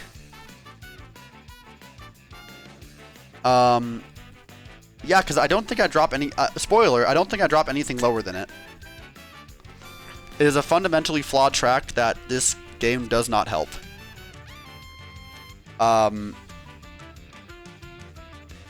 Squeaky Clean Sprint. This is a weird one. People seem to like this track a lot. I put it in D tier. Granted, the top of D tier, but D tier nonetheless. because Squeeze Clean Sprint just kind of has a lot of my biggest pet peeves in Mario Kart track design, and kind of puts them all into one standard box. That being continuity from like a place that doesn't feel like it belongs in the Mario universe. That being underwater sections, a good 50% of it is that. That being extremely narrow sections that exist specifically for someone in front of you to back a bomb and to have no consequences for. That being alternate paths that don't have a reason to exist, because like the first lap has this cool thing where like, okay, you after you take this glider section, you're on this section, you have this one inside line that is that's really good with the mushroom, and the other route that's normal, and it's like, what's this on lap 2? Oh, you have this bidet that exists that pushes you up to this upper path. But that upper path is so good at being an alternate path that it makes even the shroom cut of the first one completely obsolete. There's no reason to even take the bottom path or to use this shortcut that exists beyond the first lap where it doesn't matter. And it's just like, why? But that's not even where things end, because after that, after you finish that upper route thing, you'll notice that to the right of the finish line, there's all of these different alternate paths that you can take. Like this plethora of just different ways that you can go, just these other paths that exist, and none of them have a purpose because they are so far out of the way that for the most part, it's just as good, maybe even better, to just take the path you've been taking the whole entire time. All this just resulting in just a plethora of pet peeves that just makes me not like this course. A lot of people will think differently on it. It's just it checks every box of just like, this shouldn't be the way that it is. LA Laps. This is very much in line with Sydney Sprint, but maybe a little bit better. So I'm thinking, yeah, I think there's good. Actually, no, LA Laps, I'm realizing I like LA Laps a lot more than a lot of these city tracks. Right there. LA Laps, I think I have lukewarm feelings for. It's a bit narrow, and I feel like you do get a little bit of front run syndrome here. But at the same time, it's also a track that I enjoy racing a lot. And I feel like that gets it out of C tier for me, and is more memorable than New York Minute and Bangkok, because I feel like there's some decently interesting tech you can do where you can mini turbo onto the glider section, then get through that. There's a little bit of depth, not too much, not too little to discourage me. Oh, I didn't realize there was a different version of this. That's cool. Wow, that's really cool. I've never heard this version before. Oh no, I have heard this. I've never heard this section of that song. All right. Let's skip ahead a little bit, because I have begun outpacing the music by quite a margin. So let's catch back up here as we try to wrap out these last few of them. Sunset Wilds, GBA does not miss, but this one succeeds in being like, yeah, it's good. I like it. I don't have too much to say on it. Just another track where I feel like the very curvy nature of GBA tracks just carries how well it races. It is kind of a bagging track, but it doesn't feel like it very much, and that's very commendable. I like this track quite a bit. I think I put it above Bone Dry, probably. I think that's a good spot for it.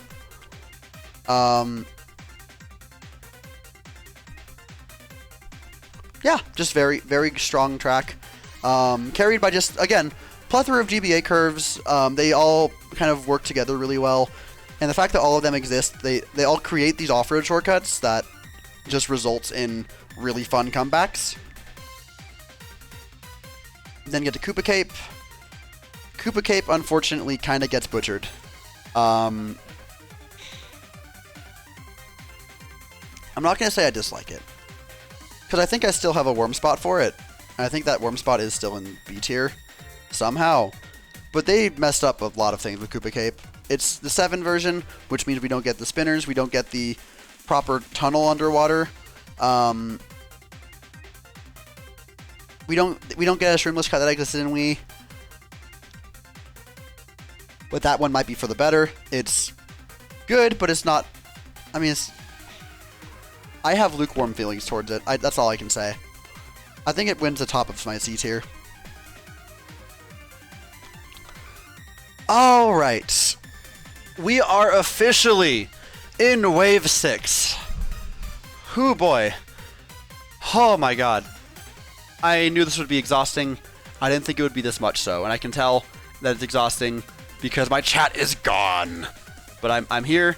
I'm gonna finish what I started. I am the priest from the gate from the faith unholy trinity. Alright, so Madrid, I can already tell Madrid's not going places. I don't hate it, but this is going to be the most forgettable city track for me, I think, by far. It sure has, and I think I was kind of expecting this, but like, man, it's tough. I think this is gonna be like one of the most forgettable city tracks for me. I think it'll probably go... I don't have much to say about this one. I really don't. Madrid just kind of doesn't... It doesn't satisfy me in any meaningful capacity. I think it does better than Singapore, but I think it says a lot by the fact that I'm already autopiloting to not picking it. It's not bad. It's just not interesting. It's a city track that kind of fails to split itself from the crowd. And that's kind of unfortunate, because I feel like there's some things there that are interesting, but that I'm just not interested in seeing. Now, Rosalina's Ice World is interesting. And I'll tell you why.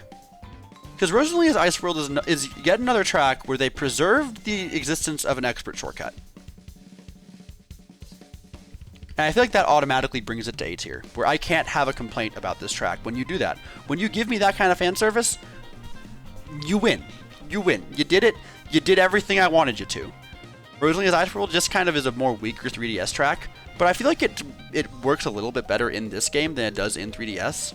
I especially like the shortcut they added at the end. Was a weaker pick that they could do, but I'm not upset about it. It's not one that I dread. I think the fact that they have an expert shortcut here at all is cool. But I don't have too much more to say on that behalf.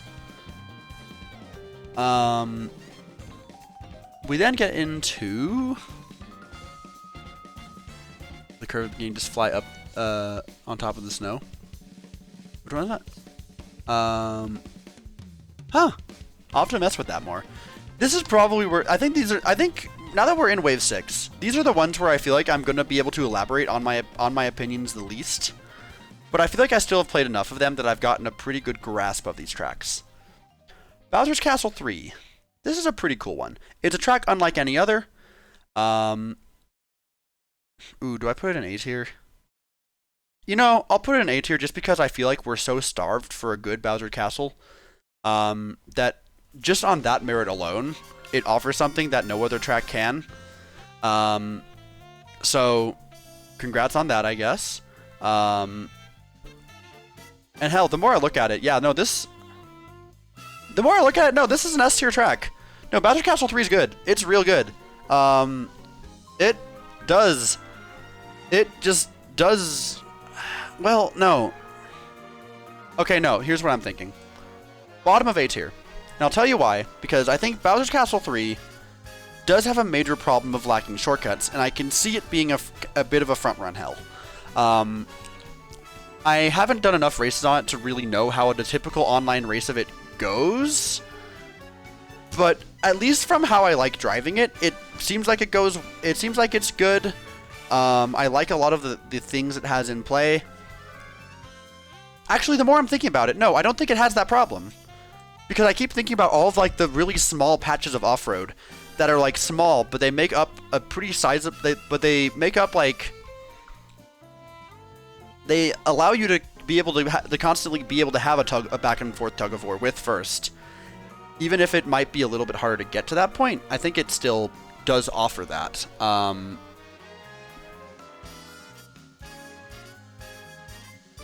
I mean, yeah, that goes without saying. You can sometimes just, I mean, I literally knew Daisy Cruiser was going to be in 8 for the exact same reason, where I looked at the version that was in Tour, and I was like, wow, this is gorgeous. There's no way they put all this in just for the mobile game. Sometimes they show their hand like that, and like that's not a problem. I don't think that's a complaint in the slightest. If they put effort into a track, and it's good in the game, more power to them. I think it go good. All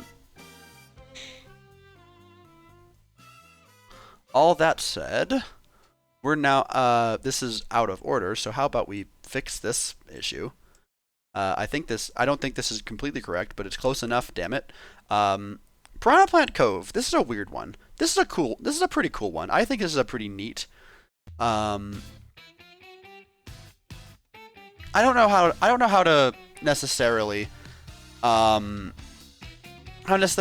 where I feel on this one yet. This is probably the one that's probably the hardest for me to get. They did? Oh, well. That's a whoops. I'm still going with it. I'm going with the order I have now created for myself. I think I like Piranha Plant Cove more than Daisy. I feel like it probably fits right in there. I think Athens Dash very notably has that extra thing to offer. That's like, yes, this belongs here, and it's like, yeah, I like that that's there. It fits real well. What else am I trying to say? It's a good threshold of a track that I really like. I can tell that I like it more than like something like 8 Rainbow Road, but I can tell that it's probably not deserving of an S tier ranking where it's like I enjoy it. It's very much an enjoyment that I don't think will get old, because I think it does genuinely offer something different that no other course does. Very nice theming and track layout, huh? I like it. Nothing about it like stands out as like this is a cool thing that happens here and only here. It doesn't like have that X factor for me. It's a very good track, all things considered, and I think it deserves a ranking at like very high A. Rome is a pretty good city track. I like this one. I feel like this one goes probably like definitely above like New York Minute. I don't know how the average race of it looks, so for now I can just say I'm lukewarm B tier with it. I'll kind of just put it above Vancouver as the baseline here, because I look at anything else around it. Maybe Bone Dry? No, Bone Dry has an X factor, even if it is a smaller thing. I think it being above Vancouver makes sense. Yeah, Rome's nice. I like it. It's a you know what? If I think about how I'll probably cool down on it, I think Vancouver Velocity is going to end up being the track I like more when I'm less fresh on Rome. Just because I think I can immediately think of a section of Vancouver that I really like, and I don't have that for Rome, where it's just kind of like, just very good thematics, and I like the lines. It's good. DK Mountain, you already know. I'm simple. I'm a simple man. If you put in front of me a track where you can make a death-defying leap across a gorge, then I'm already yours. But no, even outside of that, DK Mountain plays really well. I really like how it works in this game. There's some cool, I like how you can like section right after the barrel cannon when you're starting to go down the road, like where you first encounter falling rocks. How if you trick off the ramp correctly, you can land on the space to the right and kind of cut that line even extra tight. I feel like the fact that they smoothed it out is kind of a good thing. It's just that same sort of process they've done for all the other tracks, I think benefits it in the long run. The way they changed that gap jump circuit, I think is really good and feels incredibly satisfying in this game to pull it off. And as a result of that, like it's a top 4 track for me. It's unnegotiably so. Ninja Hideaway should be in front of Mount Wario. That much I know.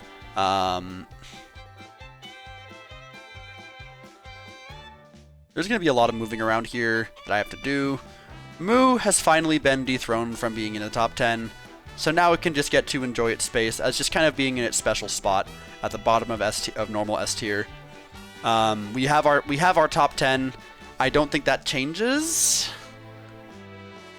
Daisy Circuit, yeah, above average circuit track is good. Above average circuit track. Do I like it more than Royal Raceway? Not more than Royal Raceway. There's more off-road cuts I like in Royal Raceway. Daisy Circuit, I think, kind of fits nichely. Right around here? I think that's probably where Daisy Circuit goes. It's a very good circuit track. It does things a lot, really well. Not too much, just kind of a bit basic, but like it's a good kind of basic. It's a basic that I feel like it's a flavor of basic that I don't feel like we've gotten before. In 8, of course.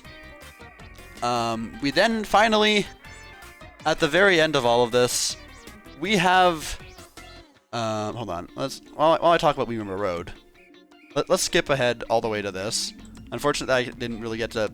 I kind of end up outpacing the music by the end. I feel like the tiredness of being at this for 4 hours got to me. Sorry on that behalf, but only fitting to end this with talking about the Rainbow Road in question, because I'll tell ya, Mario Kart Wii Rainbow Road is the first Rainbow Road in Mario Kart 8 Deluxe that I like, that I think is a good Rainbow Road. And like, sure, 8 Rainbow Road is technically up here, wherever it was. Where was it? Crap, I lost track of it.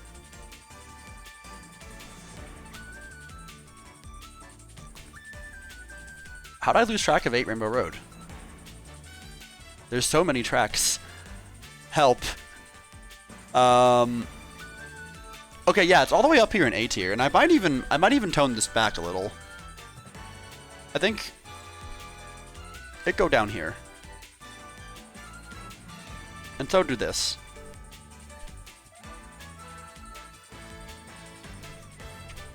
But where was I? Wii Rainbow Road is the first Rainbow Road in this game that I can say is a good Rainbow Road. 8 Rainbow Road is a good track. It is not a good Rainbow Road. I like 8 Rainbow Road because I think of it as like Rosalina Space Station or some bullshit like that. Like that's like what I internally think of it as. And I think by doing that, it kind of gives off like a Toad's Factory-ish vibe that it's like, yeah, there's some cool stuff here. It's not Rainbow Road. And at long last, we have a Rainbow Road that I feel like satisfies the criteria of what a Rainbow Road should be. The SNES does an okay job at that, albeit, like, you can't go wrong with SNES Rainbow Road. It's the one that set the rules. But 64 Rainbow Road doesn't accomplish anything it sets out to. 8 Rainbow Road is this fun little gimmick. 7 Rainbow Road is also a gimmick, but it's more so being eye candy and just doing something different with Rainbow Road. Like, I feel like 7's whole mantra was, I'm gonna be different from the rest of the Rainbow Roads, which isn't like a inherently bad thing.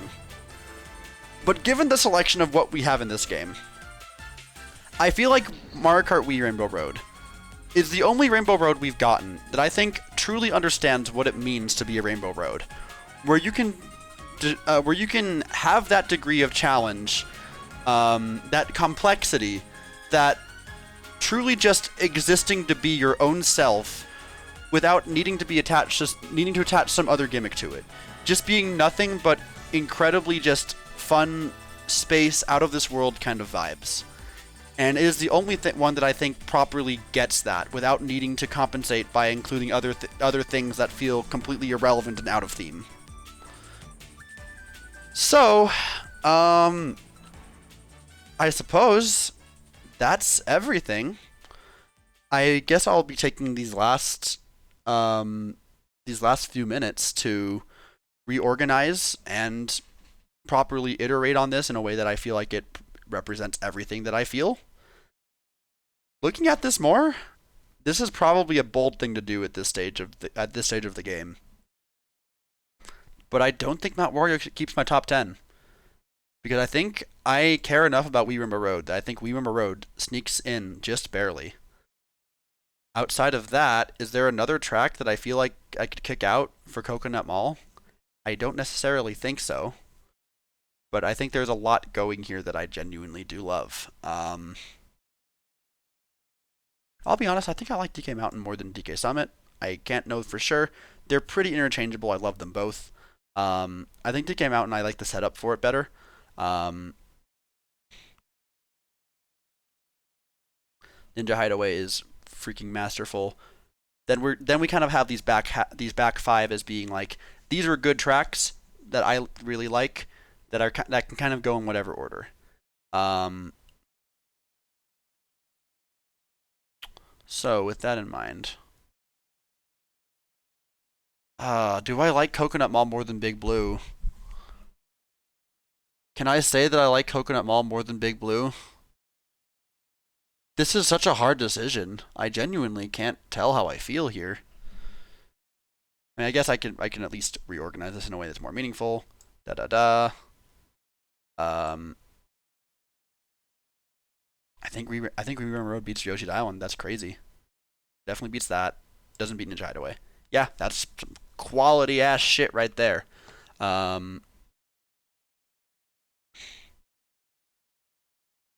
Yoshi's Island beats Grump. Well, yeah, Yoshi's Island beats Grump. Well, no. Scrumple, that shortcut never fails. I love that shortcut so much.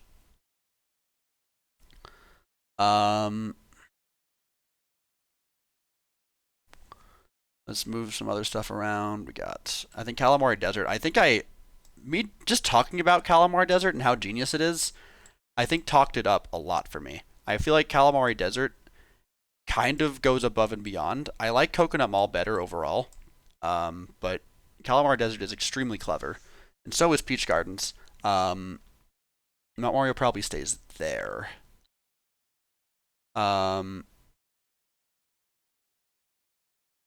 Paris Promenade. I still love the hell out of that track. It is just like comfort track that just is fun all the way through.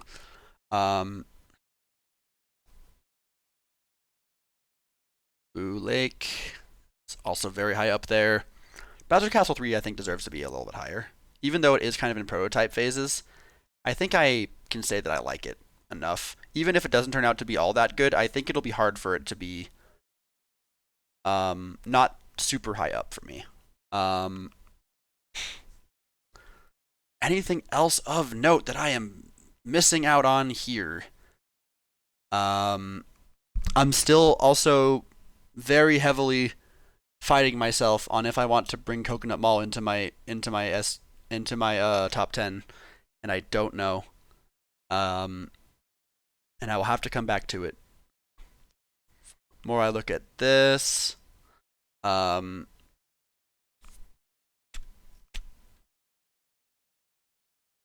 Let's see. Roller Raceway kind of is brought down by the fact that it's kind of basic. Maple Tree Way, like that's good, but like it doesn't deserve more than it doesn't like do anything that makes it like a personal favorite. Toad Harbor is really good, but I feel like now I just have so much more that I can properly love that I think Toad Harbor is in its rightful place currently. Athens is great. Piranha Plant Cove is great. Daisy Cruiser is good. Daisy Circuit's good. Shroom Ridge, No, yeah, that all checks out. Sky Garden.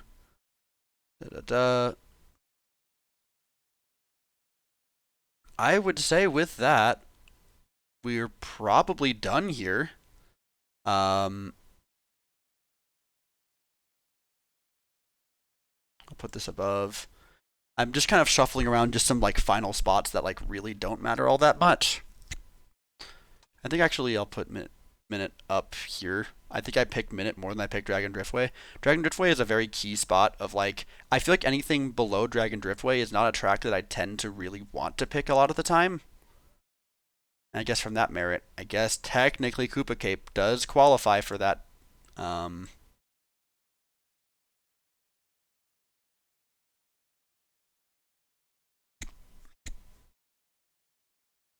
for the sake of not overinflating my B tier, how about I bring Bangkok down to C? I think C tier. I think that's a valid choice. I think Bangkok is one that I have over time gotten more just middle road on. And ultimately, I feel like we probably have our final rating here. I might bring Singapore into D tier. The more I look at it, I don't want to be mean to Singapore. I just don't like it that much. I don't know what it is. I just don't like it that much. But I can't point out like one major flaw with it. I think that's what's stopping me.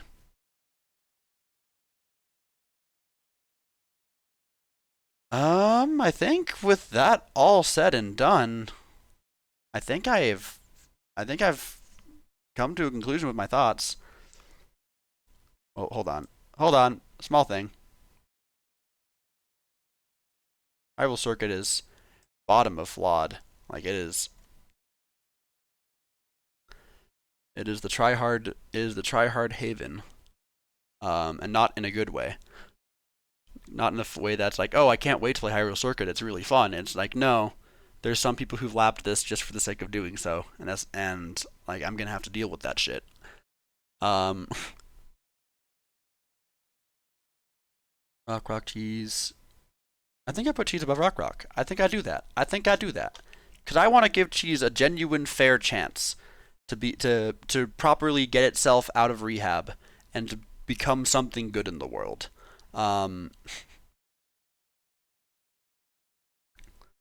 This is a very, very dumb, thing to say. I'd rather play this in Tokyo Blur. I would.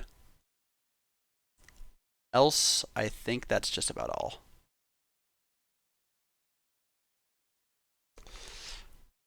Sunshine Airport, yeah, that definitely is deserving of the moniker of F tier. Everything else definitely deserving of moniker of F tier. All right, well, I think that just about wraps up all of my thoughts on the DLC, and just the base game of Mario Kart 8 Deluxe. So, Bray, if you're even still there, I appreciate you tuning in and staying for watching and hearing my opinions on every single track in the game. You're a real one, and stronger man than anyone else, supposedly anyway. If anyone else is in chat, make your presence known. And I will say bet and like, and be like, wow, you are really rad and cool and stuff. Oh, you can still see that. But yeah, that wraps up my thoughts. I can't wait to do something more with this. Be that just in group collab form, or be that just all on my own and just editing this down, or probably both. Now that we are here in this wrap-up phase, it's probably not even worth rating anyone, but just because he is streaming, I'll go ahead and move this over to. I'll go ahead and send literally just Braystar to my good friend Tom Fox, because I don't know, very agreeable person. I think Tom Fox is worth it. I will happily raid Tom Fox at any opportunity it's valid. So let's go ahead and do that. Thank you guys for tuning in to my final opinions. I had a lot of fun with this. Look forward to doing more with it. Outside of that, I'll post this. I'll probably post this on. Do I want to post it on Twitter? For old time's sake, I probably will. That said, I have nothing else to say. Have a good night, y'all.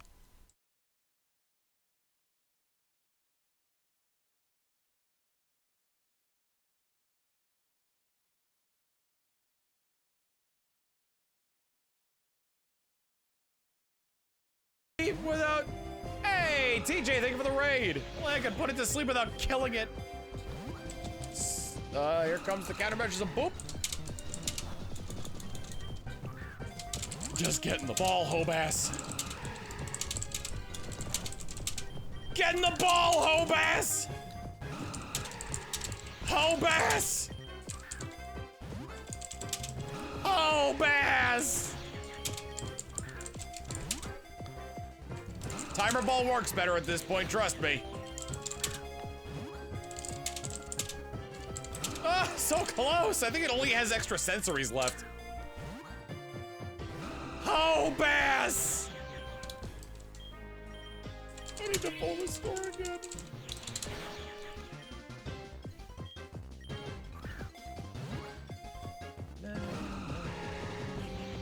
I ended up putting most of my chat to sleep with detailed opinions about literally every single Mario Kart DX track.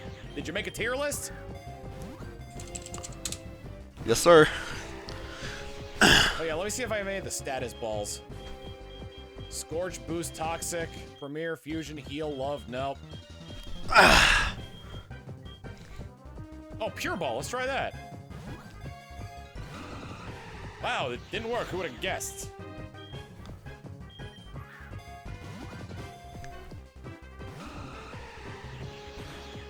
I hate you, Hobass.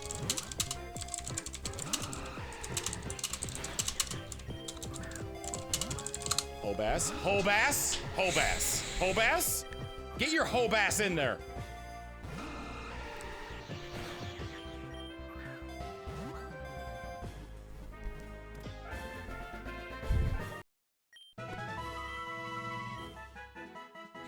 I got the Hobass. I should have been using fusion balls. What is wrong with me? Oh, look, Feedbass. Where's the hoe? There are two kinds of people. Those who have style and those who don't. What kind of person are you? I know which one I'd rather be. Whenever Pokemon and there are two types of people in this world makes me think of the Prince of the Sea movie or whatever it's called. There are two types of people in this world. Gooreep. Aw. I have to kill it.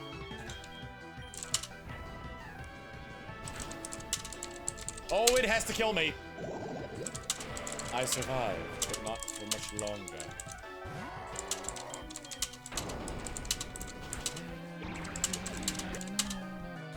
Rabafet. Rayquaza and Wobbuffet? That one, by far, should definitely have a custom. Thankfully, you're not a bitch like the other guy who used, you know that move I'm thinking of? Density Bond.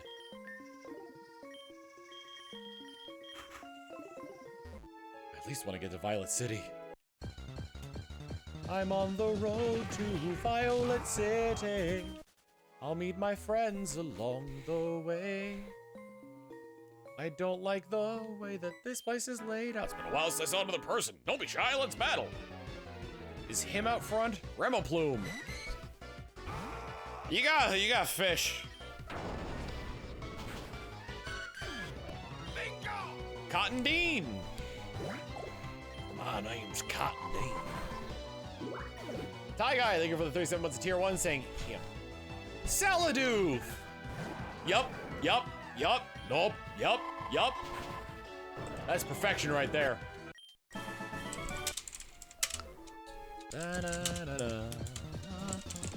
Scyther! I can't run from Scyther! Necrosium. Did I just pick up an item that's good for Necrozma? Crystal I allowed Necrozma to turn into a new form. They had Necrozma in this game. Oh my god! Almost feel bad about killing it. Almost.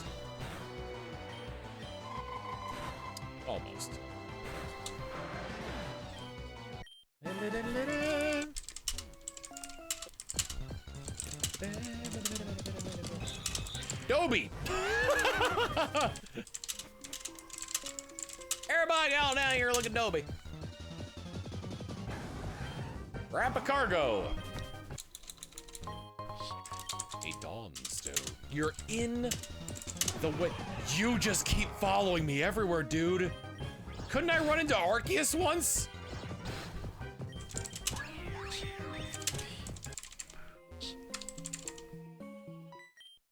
Golbat's confused rate keeps confusing my Pokemon. I'm seriously upset about that. Garrett! Ah, look at him! Look at this guy! Oh, he needs to die.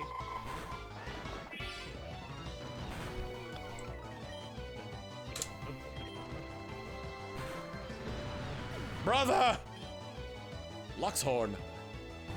Luxray and Rhyhorn. Hey, DJ99er with the 6 months of Prime saying, I'll drop my Prime while I'm here. Have a nice stream, Tom. May our baths be moose-free. What is that supposed to mean? Are you sneaking meese into my gloom tails? It's gloomy because it has no tails. That's bad. His Majesty has fallen.